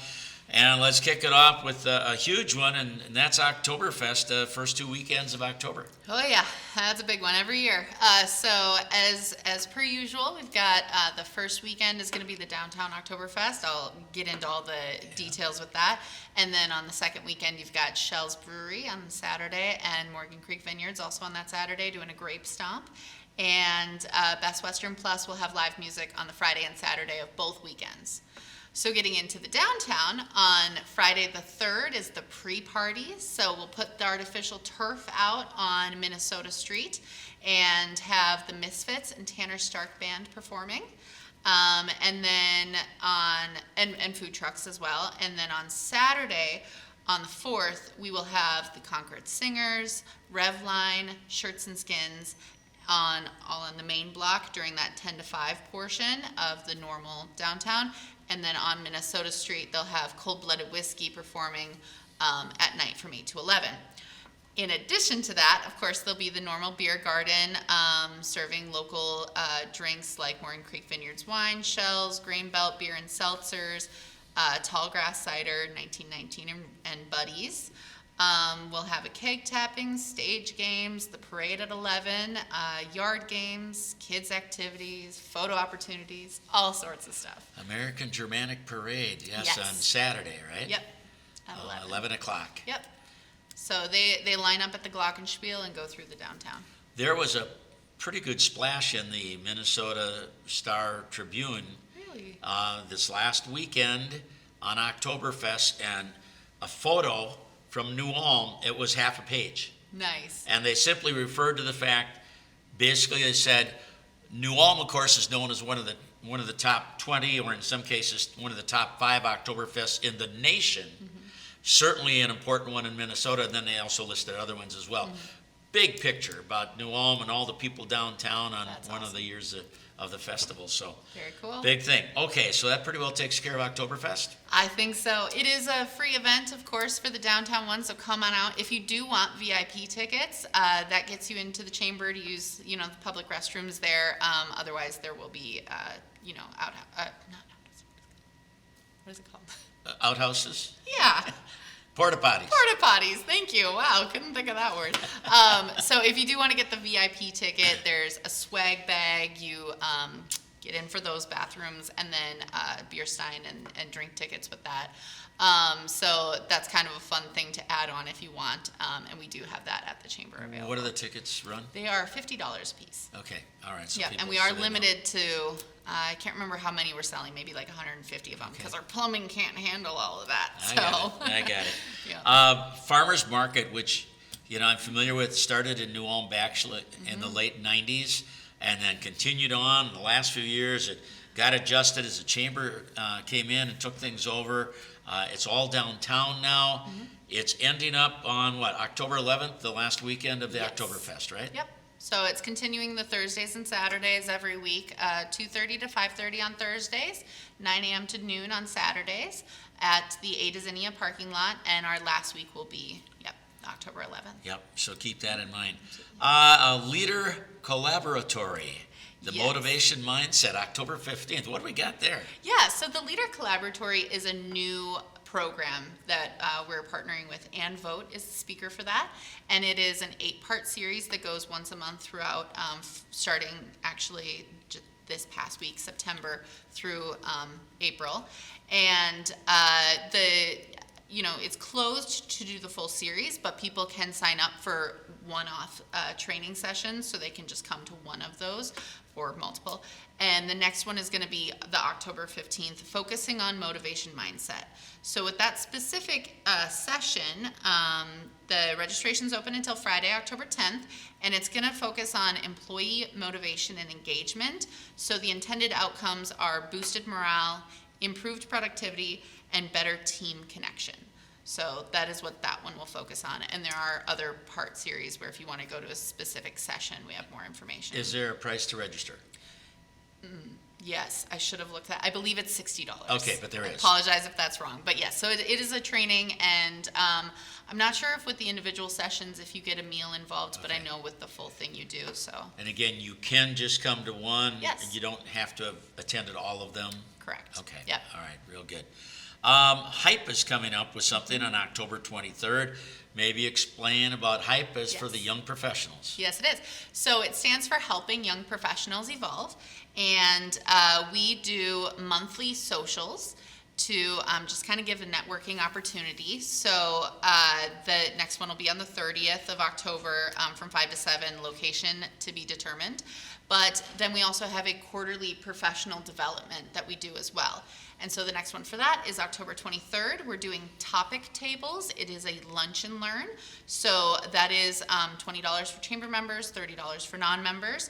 And for the professional development, a lot of times we will say, anyone can come to those. It's just the hype members will get a discount. And so this one is going to have, you'll be able to go to either multiple tables, or if you're really focused in on one of the topics, you can stay there the whole time. But the 4 topics that we are covering is building engagement.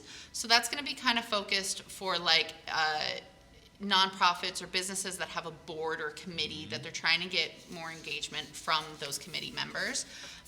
Economic impact and development in New Ulm, so small business opportunities, economic growth, loans, grants, that kind of thing. And leadership, so advancing your career, talking about women in leadership, hiring perspectives. And then the last one is human resources, where they'll kind of help you fix your resume, talk about interview skills, things like that. Again, do you have to pre-register? Yes, you do. And, and where is it at? That is going to be at Turner Hall. Okay, up Turner in the Hall. Founders Room. And to pre-register, go to the chamber website. Yeah, absolutely. You can call us and register if you want. We can just get you on the list. Or if you want to register online, there is that option. And calling is 233 4300. 4300. Yep, Okay. 507-233-4300. All right, very good. So check that one out. Halloween Hop coming up on October 25th, and if it's anything like last year, it was a huge success, and there are people all over, costume people. It is really good. Talk about it. Yeah, it was great last year. We had to buy a lot of candy, but it was super fun. So on that Saturday, the 25th, from 10 to noon, just a bunch of businesses sign up, and we'll put out a flyer that has all of those locations listed, but basically check out around New Ulm, mostly in the downtown, and do a trick or treat with your kids.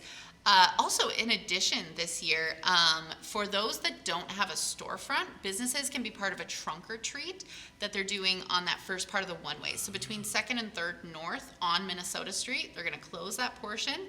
Mabel's Mercantile is the one running that. So if you're a business that doesn't have a storefront, contact Mabel's Mercantile to get signed up for that.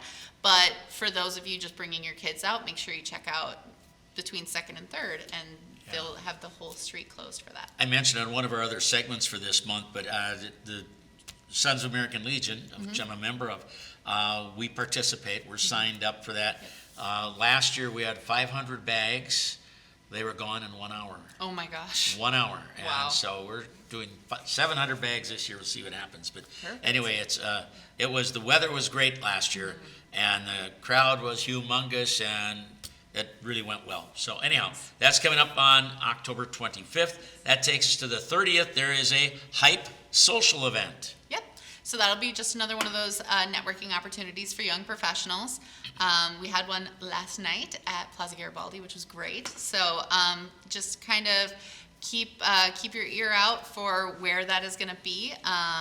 I hear we might try to do something Halloween themed, but that's still in the works, so we'll see with that one. Okay, on the last day of October, Chamber 101 is going on October 31st. Yes. So this is another quarterly program that we have. On the last day of every quarter, we do training. So it is for everyone.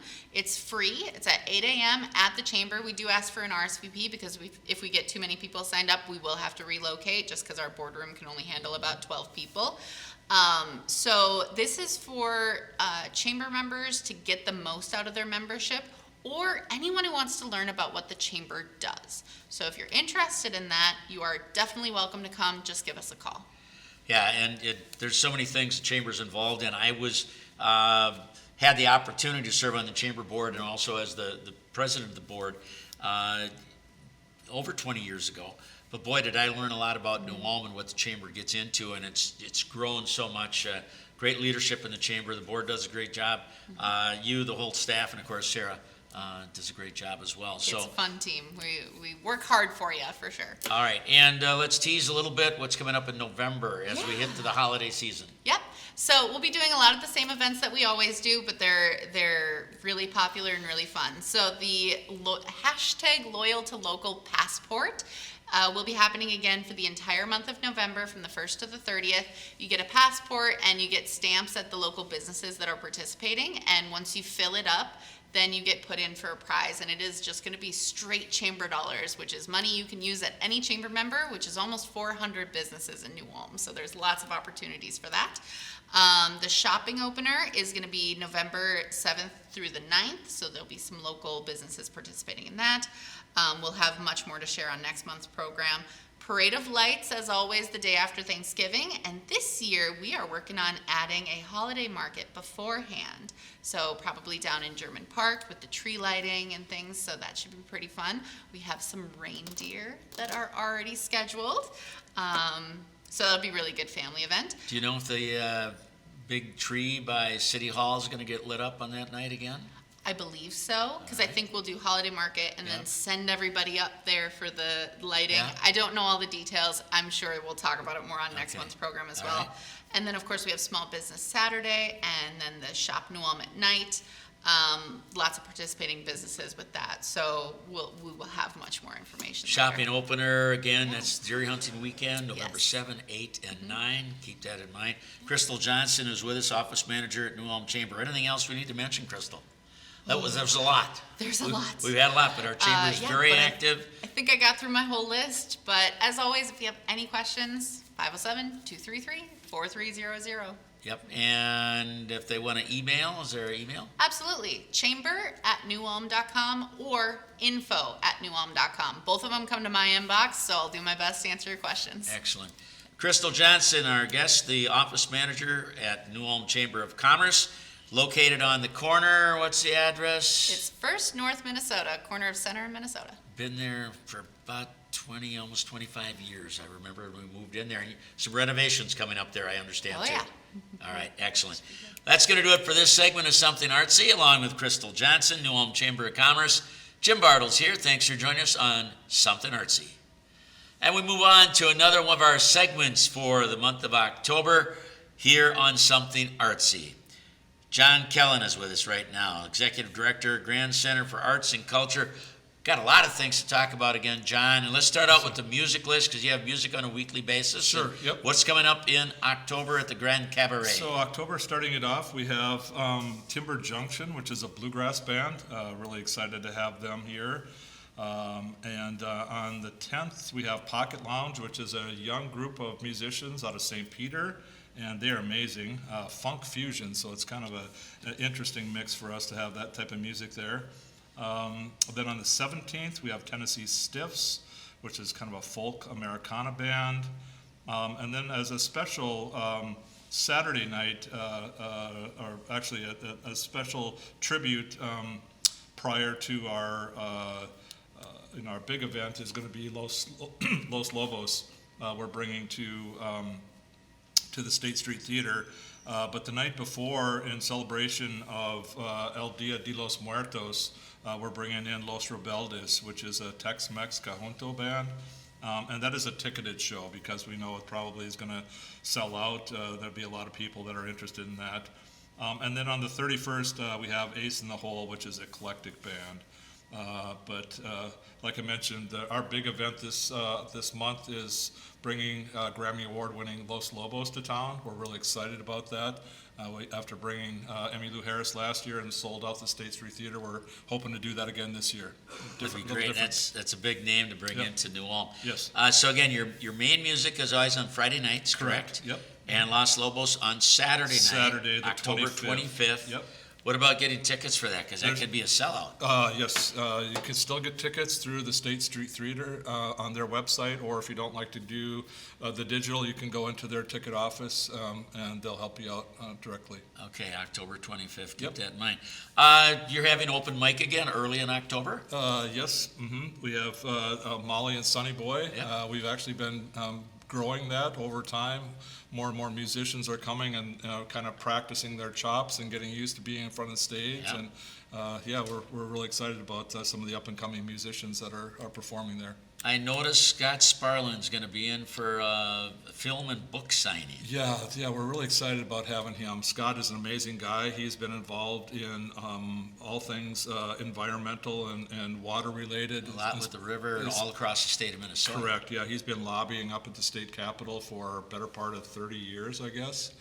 And there's a River Revival film that's coming out in book, and the author and filmmaker is going to be coming in, and there'll be a book signing, and Scott will give a little bit of a talk about how he's been directly involved here in New Ulm and Mankato and directly on the upper Minnesota River. I know Scott pretty well, and I remember many years ago he came in to my office when I was managing at the KNUJ, and we were still above the Grand Hotel up on the second floor. Yep. And Scott was telling me about different things that he was working on for the river. And he said, Jim, he said, I want to at some point be able to look at my son when I'm retiring and let him know that I think I made a difference. Yeah. And he has. He's done so many things Absolutely. to He's benefit phenomenal. the Minnesota River and across the state of Minnesota. Yeah, for sure. Yeah, great guy. All right. So anyway, let's move on. What's going on at Cellar Press? Cellar Press, we've got Brad Hall coming in, and he's doing a 2-day class, which is a lino cut carving one day, and then watercolor the next day, and making greeting cards. So coming up for the holidays, it'll be a really cool class. All right, so that's 18th and 19th of Yes, sir. October? Yep, 1 to 4, both days. 1 to 4 on Yep, those. yep. And you have an artist in residence that we want to talk about October 13th through the 25th. What's Yeah, up? so this is our 7th out of 8. We've expanded over 4 years now. Started at, I think, 2 to 4 to 5, 6. Last year there were 6. This year we have 8. The last lady was in from Japan, and each person has their own unique projects that they're working on, and there's always a community component. And so Kazumi Wilds did a class on suminagashi, which is a ancient Japanese paper making, watercolor paper making. And I'm not sure what this gal is going to be doing, but it's always interesting. And so if you're in, definitely stop down. They love to kind of share what it is they're up to. It's open. We're open to the public Tuesday through Friday from 10 to 4, and then Saturday from 11 to 4. Linda Gaffito. Gaffito. Right? Yeah. All right. Very good. Yep. Four Pillars Gallery. Yeah, we're just now setting the show. We have our 17th annual Artscape, which is our juried show. And this year we had over 105 applicants, really amazing variety of art.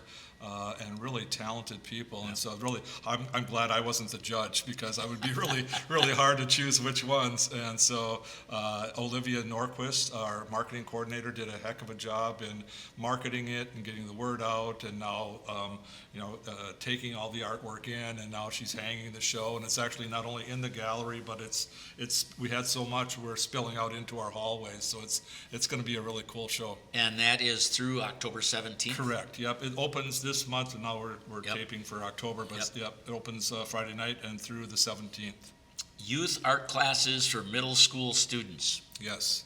So Heart Therapy started, I think, 3 years ago, maybe almost 4 years ago, in response to a need for middle school kids who maybe weren't in sports or didn't have other curricular activities. And so we have Bridget Gusso has specific training for health-related, mental health-related art projects. And so these kids have, twice a month they come in, and Bridget's got some great things, and the kids just love it. She's got almost like a Pied Piper. I think we had like 12 or 13 kids that came in last Wednesday. And so twice a month on Wednesdays, she has the kids. Yep. John Kellen is with us, Executive Director, Grand Center for the Arts and Culture in New Ulm, located right downtown. The address is at 210? 210 North Minnesota. Yep. Mm-hmm. Remember that from when we used to be there at the Yes, radio sir. station. Yep. Absolutely. Mm-hmm. All right, let's move on. Work of art workshops for artists, October 2nd through 4th. Yeah, so that's in conjunction with Prairie Lakes Regional Arts Council. They got a grant to provide this training. Normally, it's about $700, $750. And it's called Work of Art, and it is a series of workshops that train artists in the business of art. So marketing themselves, looking at legal issues, how to set up a LLC or a business entity, how to write grants and get funding, and kind of the business nuts and bolts of what it takes to actually run a successful art business. And in conjunction with Springboard for the Arts, they're the ones who actually provide the people to do the training, but it's the Regional Arts Council that actually funded it. So it's free to any artist. If you hear this, we'd love to have you. I took it twice, and it set up my photography business and kind of instrumental in getting me off the ground. Excellent. And you have some community writing session coming up on October 30th at 6 p.m. What's that all about? Yeah, so Jenny Walters, if you may know her, she's a really amazing young woman and a writer and a poet, and she wanted to get together and have a space where people could collaborate on different writing projects that they have, and it can be open to anybody. You don't have to be a professional writer. In fact, a lot of the people come in and they've never done it before, but just to have a kind of a support group and people who have done some writing and can help encourage people to kind of up their game. And so we're excited to have that. And the writing, it might be what? If they're thinking of writing an article, even a book, or whatever? Books, yep. We have people who have written books who are published. We have people who are poets and writing poetry. We have other people who are writing scripts for film. And so whatever, if you're a writer, if you're interested in writing, please come and join us. Jenny's awesome. All right. Again, it's at the Grand Center for Arts and Culture, and that community writing event, October 30th, 6 p.m. Don't miss it. John, anything else we need to cover? We've covered a lot. You have a lot of great things for the community that are going on there. Yeah. Well, I would kind of just reiterate this: bringing Los Lobos to town is really unique. To have a nationally known, Grammy Award-winning group here. We have a very generous donor who is sponsoring this act. So all the dollars that are brought in benefit the Grand, and it's one of our biggest fundraiser benefit. And we partner with State Street. In fact, we've upgraded their electrical system so we can handle these larger acts. And hopefully, if we do it well, if we sell out again, then we hopefully will maybe bring another act again next year. So. I think New Ulm, for a community our size, absolutely a leader in this state, and probably in the Midwest, for what is offered and provided for arts and culture and all of that. And thanks to you and all the folks who work to make this happen. Thanks. Our pleasure. Yep. Thanks for having us. John Kellen here, right. Grand Center for Arts and Culture. He's the executive director. And that's this segment of Something Artsy. Hi again, everyone. Welcome to another segment of Something Artsy. Something Artsy brought to you by State Street Theater in conjunction with New Cat, which films this segment every month, and our thanks to them. Money, of course, comes from many locations: Prairie Lakes Arts Council, New Ulm Area Foundation, ISD 88 Foundation, and Minnesota State Arts Board. Thanks to their generous donations.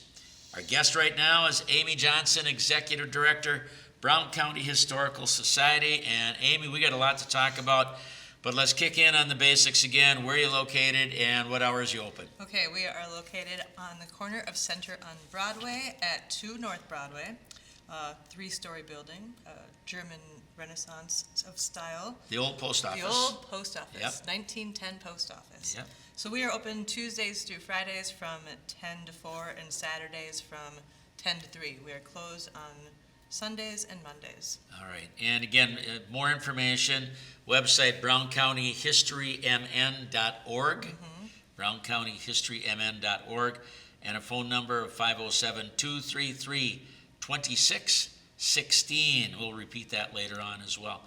Okay, update us on the Kiesling House. Still Yes. open? What's going on? Yes, it's October. The Kiesling House is closed for the regular season. It operates Memorial Day through Labor Days on Fridays and Saturdays, but closed except for we are going to open for a special event. Downtown Oktoberfest, October 4th. We're going to have the house open from 11 to 3.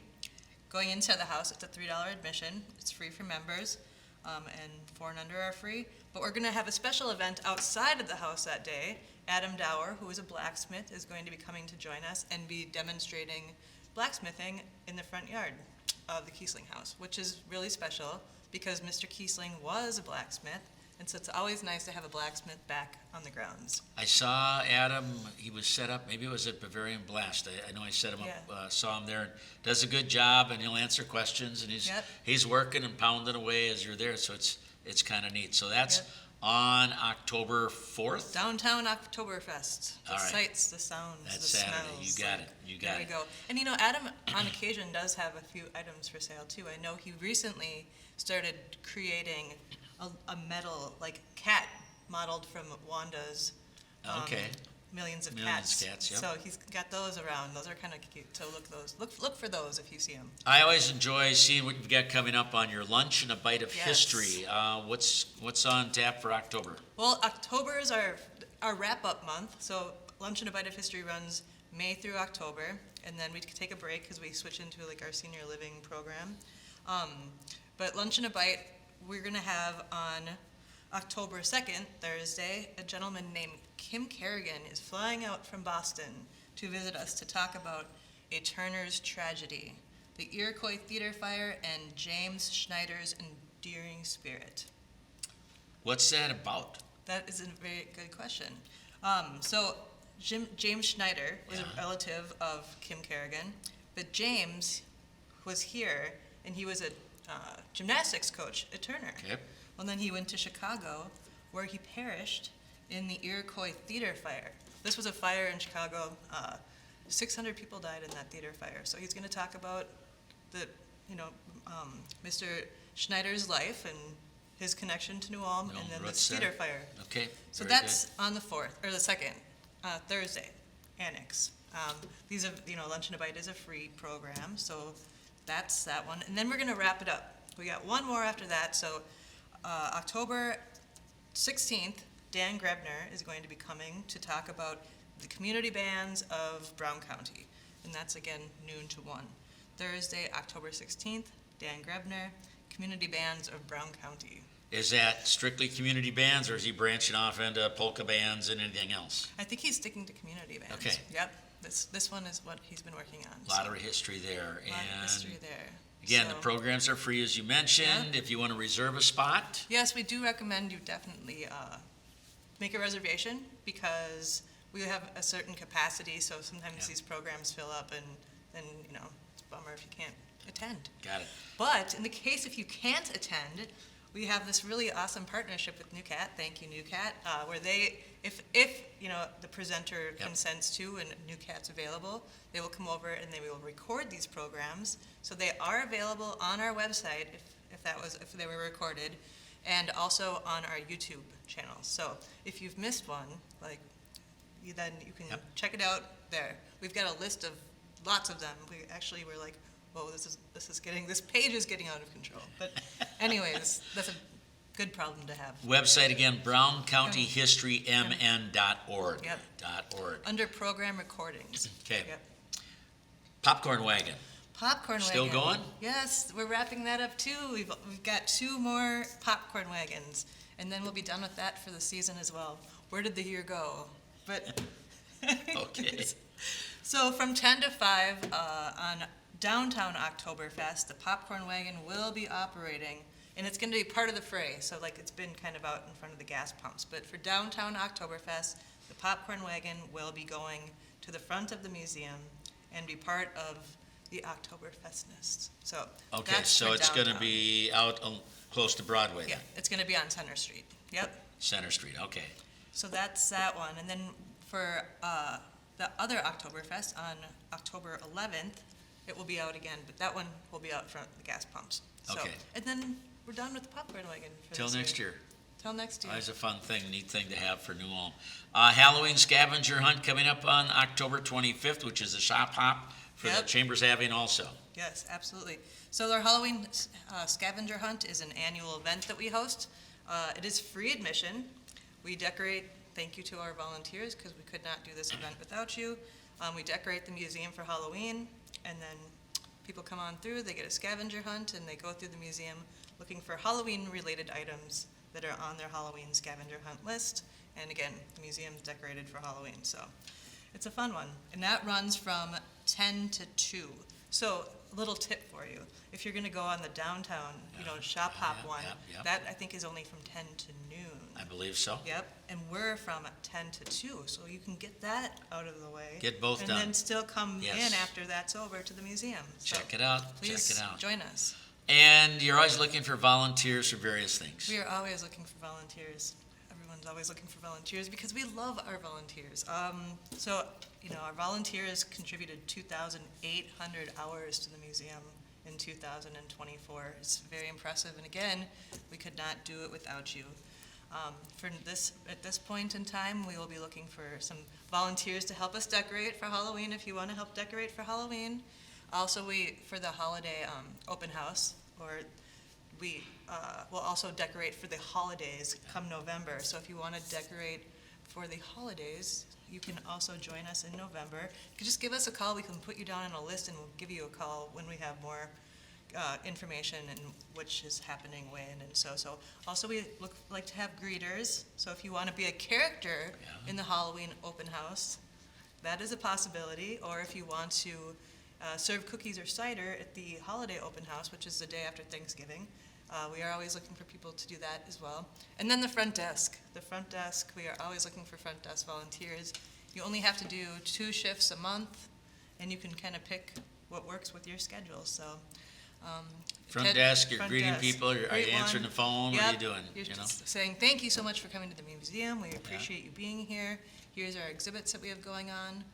And then they will like to tell you how they found the museum and, where they're from, if they're not from here. It's nice. You meet some really good people. It's been a very nice experience. Good. So, Let's talk a little bit about the History Book Group. yes. the Meets on History the Book first Group. Wednesday of the month, right? Yep.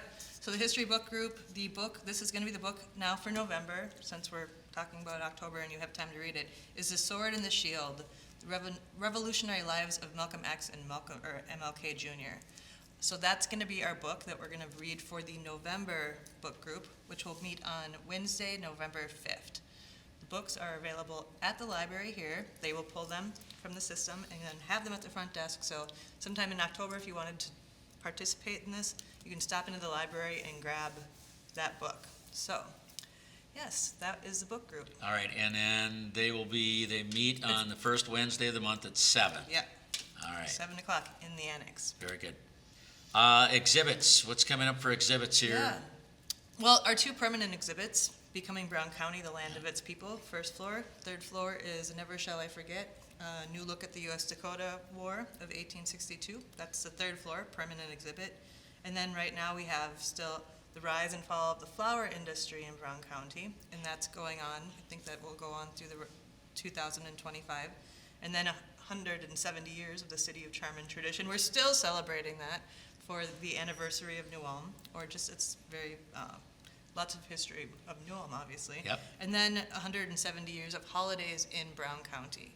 So that's what's happening also on the second floor. Those are second floor exhibits. And what did I see, Never Shall I Forget, a new look at Brown County and the U.S.-Dakota War? Yeah, that's been the exhibit that exhibit is forever, evolving as people's narratives and stories, more Yep. information is presented. So I think in 2022, they kind of added some new panels to the floor and reworked it a little bit, so. A lot of neat things. More information. I mean, It's you not- can, yeah. you can come in there, you could spend probably a day, certainly half a day, you could spend an hour or a half hour, what it is, you got some time. Yeah. Or maybe you have some visitors in town, and they Absolutely. might have an interest in seeing some of this as part of their tour of the community. For sure. And then speaking about tours, there's tours of New Ulm also, right? There are. We don't have anything scheduled at the moment, but we just, the U.S.-Dakota War commemoration Yep. was going on in August, so we had downtown walking tours there, cemetery tour, and now if any tours that are going to be happening are probably going to be private groups of, Okay. like private groups or 10 or more. We'll sometimes call in All right. and we'll find you a volunteer and get you a tour of downtown walking tour or third floor or so forth. Amy Johnson, good to have you with again. Phone number there, 507-233-2616. And the website, browncountyhistorymn.org. Good to have you with us again. Yes, thank you very much for having me. All right, that's going to wrap it up on this segment of Something Artsy. Jim Bartles, your host. Amy Johnson, our guest from the Brown County Historical Society. And another of our segments for October and Something Artsy. Hi, everyone, I'm Jim Bartles, and with me is Leah Peckrell from Sweet Haven Tonics at 116 North Minnesota Street.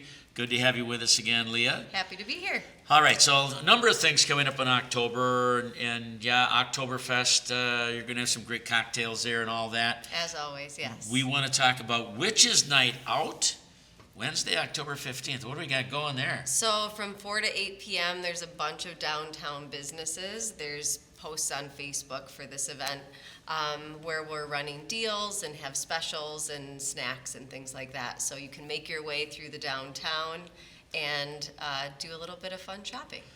So are you going to be dressed up special that night? Maybe. Maybe. I'm not a big dresser-upper, but I will have a great attitude and have a lot of fun. Okay. But you can dress up if you're so inclined. I know a lot of people like to. I know you have live music that night also. We'll talk about that in just a second. I want to back up. October 14th, trivia. And also on the 28th, 6 to 8 p.m. What goes on? So it's the 2nd and 4th typically, unless I have a large event come in, but it's the 2nd and 4th Tuesdays of every month. You come in, it's kind of old school trivia, which I love. So you get a pencil and paper. We go through 5 rounds, 10 questions each.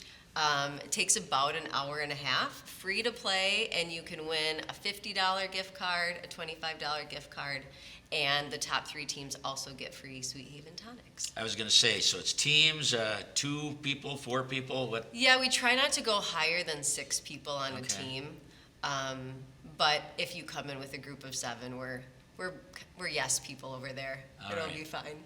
All right, so again, that's on the 14th and 28th, normally Yep. the 2nd and the 4th Tuesdays Tuesdays of of every the month. Yep. Okay. Mhm. Prizes if you're good at it, and also just enjoy a fun night. I usually just have fun. Is that I right? usually don't get, I mean, not that I would take my own prize, but Yeah. that's not a concern either All right. for me to win. Let's talk about live music, and one of those is going to be on the Witches' Night Out, October 15th, 7 to 9. Who we got there? So they're from Mankato. They're called Minnesota Goodbyes, and it's a really some nice like ambient acoustic music. So there's not vocals that go with it, but it's a really interesting, lovely atmosphere that it creates. So it'll be fun to have the shopping, and then we'll have this great music experience too. Also, music on Saturday, the 18th, 7 to 9. Folk American music from what group? Servio Manchiri, I believe is how you say it. So we haven't had him before, but I'm really excited to have some new music coming in. Folk American music, and that's 7 to 9 on Saturday, the 18th. Yep, always a great, really intimate atmosphere when we have live music. Should be good. Under the title of Art, Wednesday, October 29th, 6 to 9, Paint and Sip. That's right. So you get a great art lessons from some amazing artists who work in the Sweet Haven basement and Sweet Haven studio. So that space has really incredible artists, and one of them, Faith Belt, is going to teach expressive animal art. So people can come in and bring a picture of their pet that they want to learn how to paint, and it's a great kind of low pressure painting experience. Leah Peckrell is with us from Sweet Haven Tonics at 116 North Minnesota Street. Got a little more to cover yet. Lots going on. Let's see, on October 30th, Thriller Dance Class. That's right. So Okay. you can come in, Flow Dance Studio from Sleepy Eye is coming in, and you can learn the dance from Michael Jackson's Thriller. A little bit of this. I've never done that.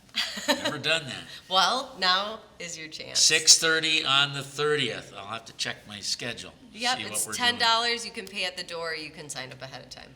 So again, on the 29th, 6 to 9, Paint and Sip, Expressive Animals. Mm-hmm. Dance, October 30th, it's at 6:30. and learn the Thriller dance from this person that's From coming Michael over. Jackson. Yeah, well, Yeah, well, not from Michael Jackson, but he's started it all. I'd like to say he was a close personal friend, but he wasn't, but I know who he was. Yeah, we all do. Okay.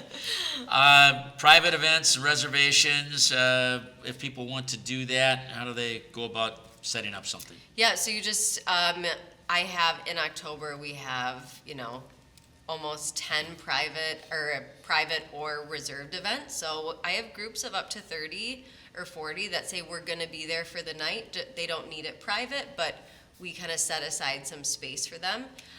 So just giving us a call ahead so we can be prepared for them to be there is great.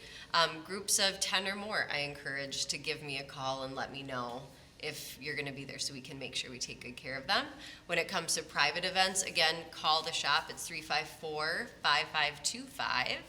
And you can reserve the space and 7 days a week. So we're only open Monday to Saturday, but you can reserve the space any time of any day. So the rental rates vary depending on how busy we would typically be at that time. How about email?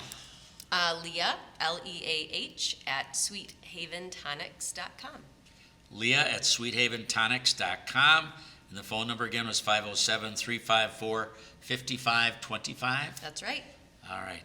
Anything else we need to cover? Otherwise, That's a lot this month. We're busy. Good month It's of great. October coming up. Yep, I'm looking forward to it. All right. Leah Pecker was with us from Sweet Haven Tonics. We appreciate your stopping in. And again, they're at 116 North Minnesota Street. Open 6 days a week, but if you want to get a group in on Sunday, give them a call. They can maybe line something up for you. Yep, that's right. And if you have a private group, just give us a shout. And we are more often closing for an evening if someone wants to rent the space privately. All right. So Leah Peckrell, thanks for being here. thank you for having me. That's going to wrap it up on this segment of Something Artsy. Jim Bartle's your host, and Leah Peckrell from Sweet Haven Tonics, our guest. Hi again, and welcome to another segment of Something Artsy, brought to you by State Street Theater in conjunction with New Cat, that films this every month, and we appreciate that, and financial support from many entities, which we will cover again on our next segment. All right, this time, Leroy Harris is with us from New Ulm Public Library, Programming and Technology Services Librarian.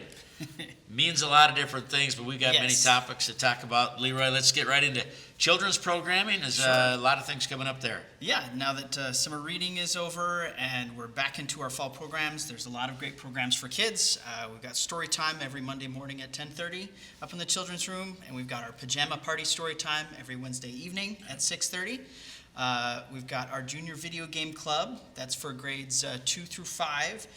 After school once a month, and so in October it's going to be Tuesday, October 7th at 3:30 after school.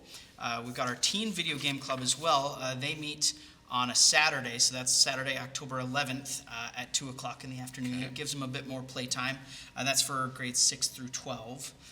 We've got our 2 STEM programs, so we've got our Creative Kids for kindergarten and first grade, and our Wacky Wonders for 2nd through 5th grade.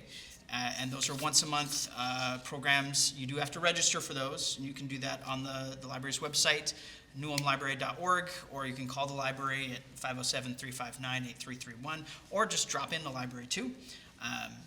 But Creative Kids, again, for kindergarten or first grade, is going to be on Thursday, October 9th at 3:30 after school.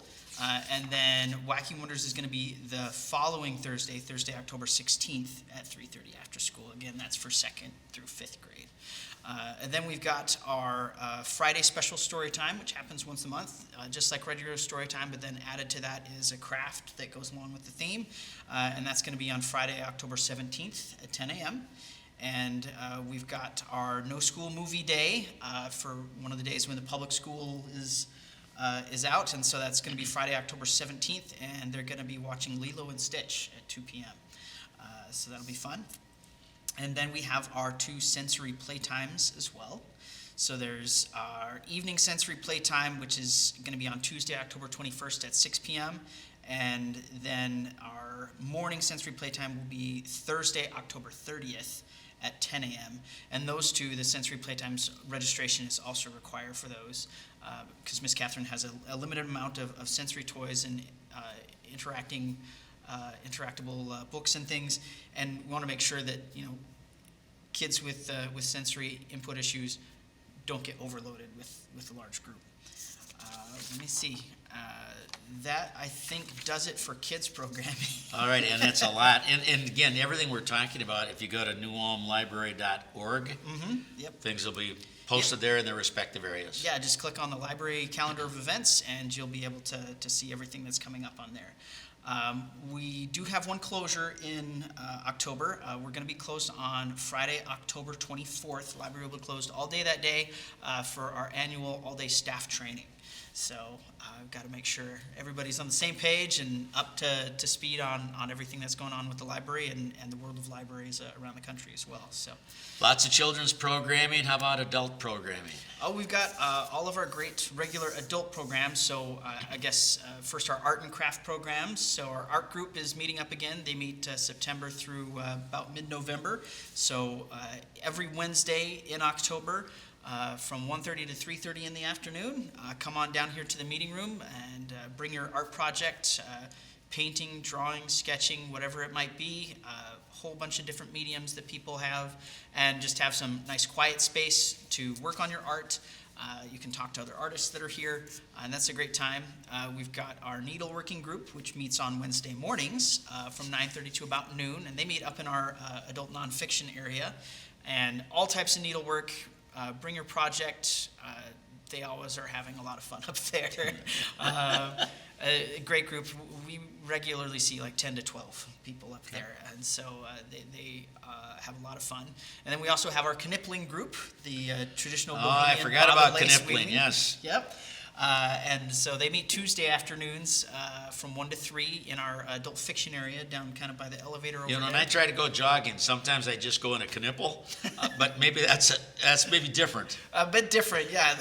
The knippling is the Bohemian word for it. The German word's a bit different. I don't recall it at the moment. But yeah, it's bob and lace weaving. Yep. It's really neat to watch. They make beautiful, intricate lace. It's a great cultural heritage art form, and we're very happy to try to promote and keep that going. We, of course, have chess club every Tuesday evenings at 6 p.m.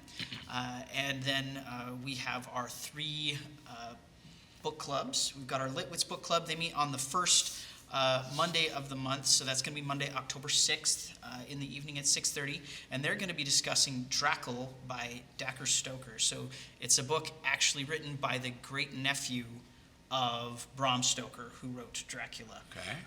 And so we're going to discuss that and see what that's about. Our history book club meets on the third Tuesday of the month at noon, so that's going to be Tuesday, October 21st at 12 p.m., and they're going to be discussing Witchcraft, A History in 13 Trials by Marian Gibson. So that'll be interesting to see, well, how do they define witchcraft, especially if they're, looking at the history of it through 13 trials and where all those go to. So it'd be fun to discuss that. And then we've got our mystery book club. They meet on the last Monday of the month, so that's going to be Monday, October 27th at 6:30 in the evening, and they're going to be discussing Holly Jackson's A Good Girl's Guide to Murder. Good Girl's Guide to Murder. Right? So that'll be fun.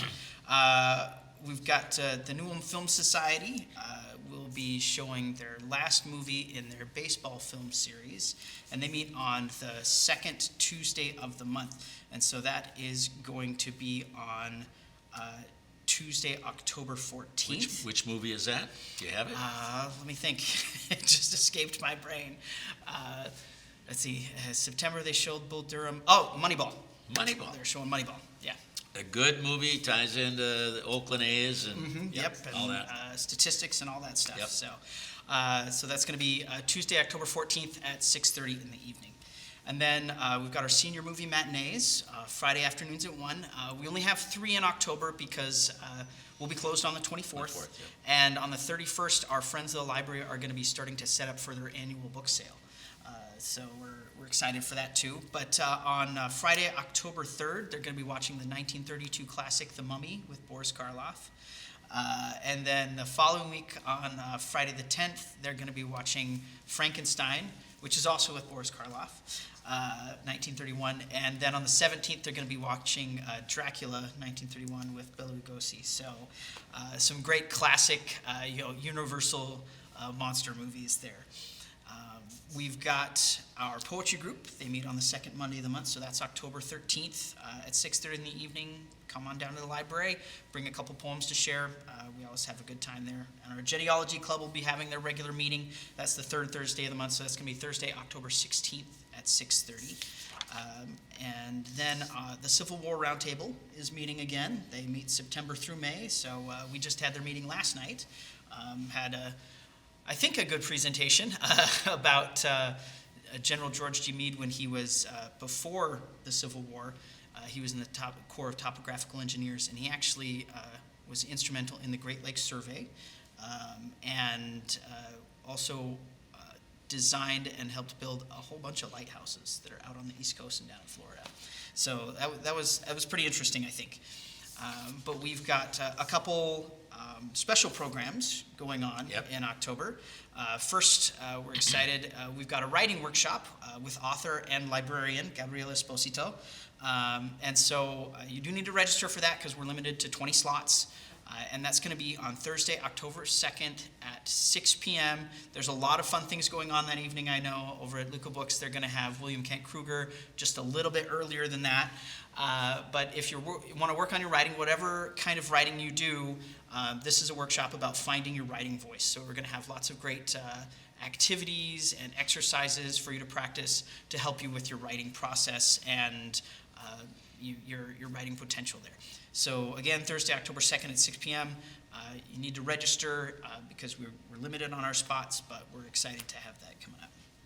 And then we do have one author visit. I see that. Who's coming in?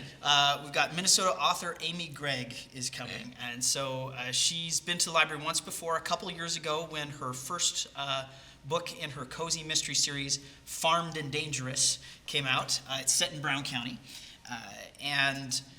She came, she was a lot of fun, it was great. Her second book in the series is now coming out, and so she's going to come and talk to us about Foul Play, spelled F-O-W-L. So she'll be here on Saturday, October 18th at 3 p.m. in the afternoon. So come on down, meet Amy Gregg, learn about the latest book in her series. She's a lot of fun, really entertaining presenter. So again, Saturday, October 18th. At 3 p.m. Yep. All right. I think that about covers it, Jim. We wanted to talk about library services a little bit. I mean, of course. The general things that you have. And again, I don't know if you get to sit in on most of those. If you do, you're a busy guy. You know that? Most of the adult ones, yes. Okay. I sit in on those. All right. Leroy Harris again is with us. Programming and Technology Services Librarian, New Ulm Public Library. Library services, general hours, we should get some of that. Yes, so the library is open Monday through Thursday from 9:30 in the morning till 8 p.m. and Friday and Saturday from 9:30 in the morning until 5 p.m. And general library services, we of course have a fabulous collection of books. We're part of the Traverse de Sioux Library Cooperative, so it's really easy for us to borrow and lend materials between libraries in a 9-county area, and we can request things from all across the state. We have our Library of Things, which includes a variety of objects and games and activities and sports for indoor and outdoor that you can check out. We have life jackets. Not sure if you're going to want me in October at that point, but if you do, it's not quite time for our winter library theme of things offerings like our snowshoes and things like that. But we have rec center passes that you can check out that give you access to the rec center for a week. We have 2 single-person passes and 2 family of 4 passes. They're very popular, but you can put them on hold. You're going to want to get on that list, especially for the family passes. Yep. We also have state park passes. We have 3 of those where you can check out that, and you have access to all state parks in Minnesota for free for a week. Really? Again, yes, we're very grateful. Any time of the year? Any time of the year, yep. Wow. And we're very grateful for Department of Natural Resources and the state parks for partnering with us for that. And they are popular, so if you're planning a trip ahead, get your name on the list so that you can have it there. And one of the nice things about our system is you can, when you make a hold request through your account, you can set when you don't want the hold before. So if you say, I want it, but I'm going on the trip then, so I don't want it, before this date or after this date. You can set that in there. We do have a mobile app that you can use to manage your account, TDS on the go. You can download that from the Android or the Apple Store. That's on there. But we've got our 3D printer, which is great to use. We've got some study rooms now. We have laptops available for checkout in the library. We have Wi-Fi hotspots you can check out. We have Chromebooks that you can check out outside the library that you get for a period of a month. And so lots of great things available at the library. And one thing you haven't mentioned that I haven't used yet, but I'm going to, Okay. flat scanner. Oh. The flat scanner. You got Yes. that yet? Yes, we So do. for some of us who have like scrapbooks or things or photo albums, and before they disintegrate, you can get them digital and then be able to put them on a disc, et cetera, or flash drive. I would be remiss if I did not mention the Memory Lab. And so, our Memory Lab, we have a wonderful large-size flatbed scanner with software that allows you to scan multiple images at the same time. You can do a whole group of photographs or slides or documents, negatives even. We also can digitize VHS, audio cassette, mini DVR, phonographs, Betamax, 8mm and Super 8. You can see the whole list on our website, Yeah. but lots of different things. It's a great service. It's available for free. We train you how to use the equipment and walk you through the process, and it's a great thing to have. So you can take VHS and take it down to flash drive or... Yep, you could put it onto a flash drive or an external hard drive, or Yeah. you can also burn it onto DVD if you want. Yeah. So, yeah. I know originally I was taking VHS tapes, putting them to DVD. Now I got to think about the DVDs and take them to the next available digital format. so- Technology is always changing. Oh Yeah. boy, is it ever. I heard once they said what it used to take 20 years to invent and come up with now takes 1 year. And then what that 1 year is going to take 1/20th of a year. And the way it just, boom. Very much accelerating at a monstrous speed. Yeah, that's the way it is. Leroy Harris, always good to have you here. Again, newulmlibrary.org. And the hours again, Monday through Thursday, 9 to 8. 9:30 to 8. 9:30 to 8. Yep. And Friday and Saturday is 9:30 till 5? Yes. Yep. Okay. Okay. State park passes, you got 3 of them. Keep that in mind, folks. That might be good for you. Yep. All right.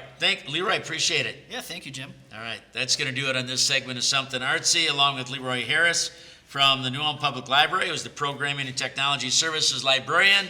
This is Jim Bartles, and that's this segment of Something Artsy.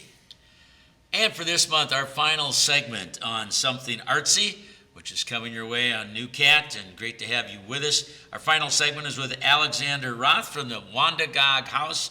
He's the curator at the Wandagog House. Good to have you back again. Good to have you here. All right. So let's talk about, first of all, people need to know location and hours. When's it available? Of course, Wandagog. Yes.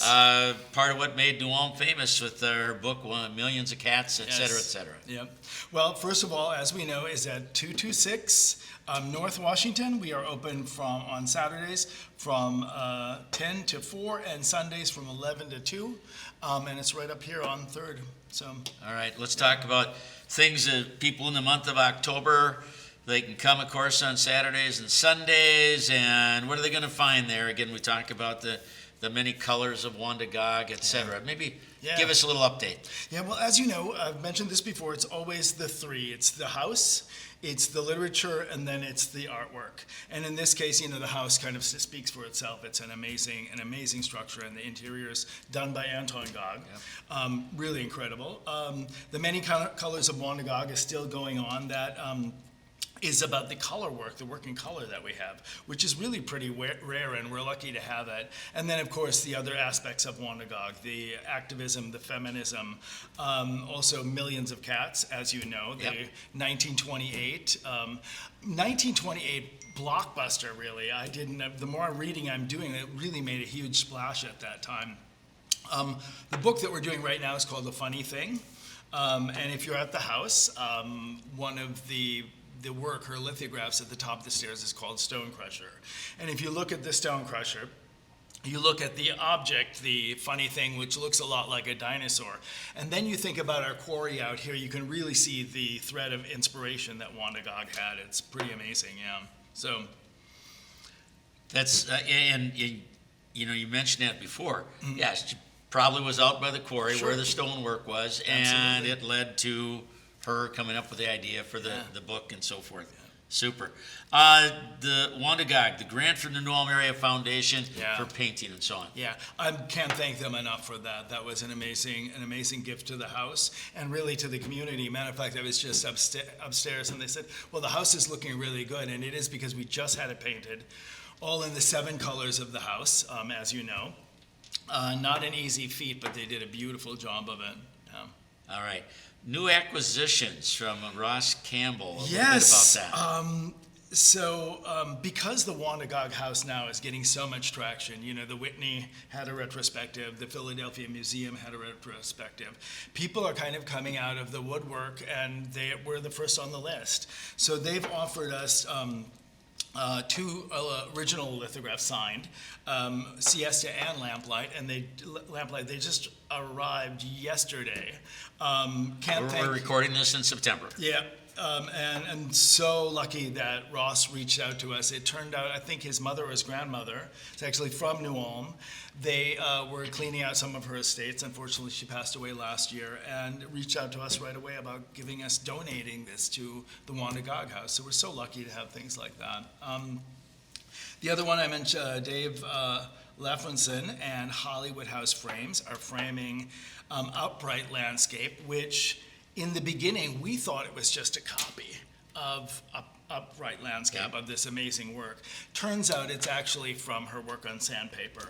And I could go on and on about that, I won't, but it's phenomenal. And even at the Whitney, the Whitney and the Philadelphia Museum of Art, they're not quite sure how she did that. So really phenomenal that we're getting that framed. Again, Dwayne LaFrenzen helping with that, right? Yeah, Hollywood exactly. Yeah. Hollywood House Here in Frames. New Ulm. Yes. Yes. And that would be part of our show next year, with which our book is gone. And as you know, I think I mentioned last time, we have 6 new lithographs from Gone is Gone, the storyboard. Which, wow. Yeah, it's amazing. Really amazing that we're doing that. And and then I think I'll also say that we had, it was called Preserve Minnesota. There was a conference. And we had so many people that spoke. Kathleen Backer spoke. Amy Johnson from the Historic Society. Kyle Marty. Joey Shugel, Sarah Wormka, and they were amazing as really talking about tourism as a general whole in New Ulm. And I have to say, when I was listening to all the things that we have and what we can offer here in New Ulm, it was phenomenal, really phenomenal. For a city this size, it's incredible. We're so lucky. And there were a lot of people from other towns that were here for this. From Minneapolis, I met so many city planners. The city planner of Duluth, of Stillwater, and they all came in for this conference. It's 3 days. Artstone was highlighted, Shell's Pier was highlighted, the downtown area was highlighted. Good stuff. Pretty amazing, yeah. I want to back you up and talk a little bit about you spoke in Philadelphia. I did. And last time that you and I visited on this program, I know that was coming up. Talk about what you did, how it went, and what the reaction was. First of all, we were all supposed to do a presentation after lunch. And before lunch, we were going to see the show at the Philadelphia Museum of Art, Wandagog Show. They have the most extensive collection, and it is impressive. If you're out there, please see it. It's worth it. And when everyone was introducing themselves, they asked me if I wanted to speak. And I'm kind of thinking I'm here in New Ulm, and the Whitney is here, and all these other museums, Princeton Museum. And I didn't really say anything. And then when we went around the show, they asked me again. And I said, well, I wasn't really going to speak about the art. And they said, well, speak about what you want to. And, I talked about the rich soil that Wandagog grew up in. You wouldn't know the artist unless you understand where she came from. And that is like coming from a bohemian family, truly bohemian family of artists, and the rich soil that she grew up here in New Ulm. And I had Googled it, and they said they talked about Turner Hall, which of course is the Turn Verein, and they said there was no evidence that she had anything to do with it. And because I'm from here, I got to say, no evidence. I mean, Turner Hall was the epicenter of everything up until the 1950s. And you can really tell where she grew up, where her ideals came from, everything from that. And we are so lucky. That was amazing. That was an incredible privilege to do. And I think Antone was one of the original members of Turner Hall, He was, too. he was, yeah.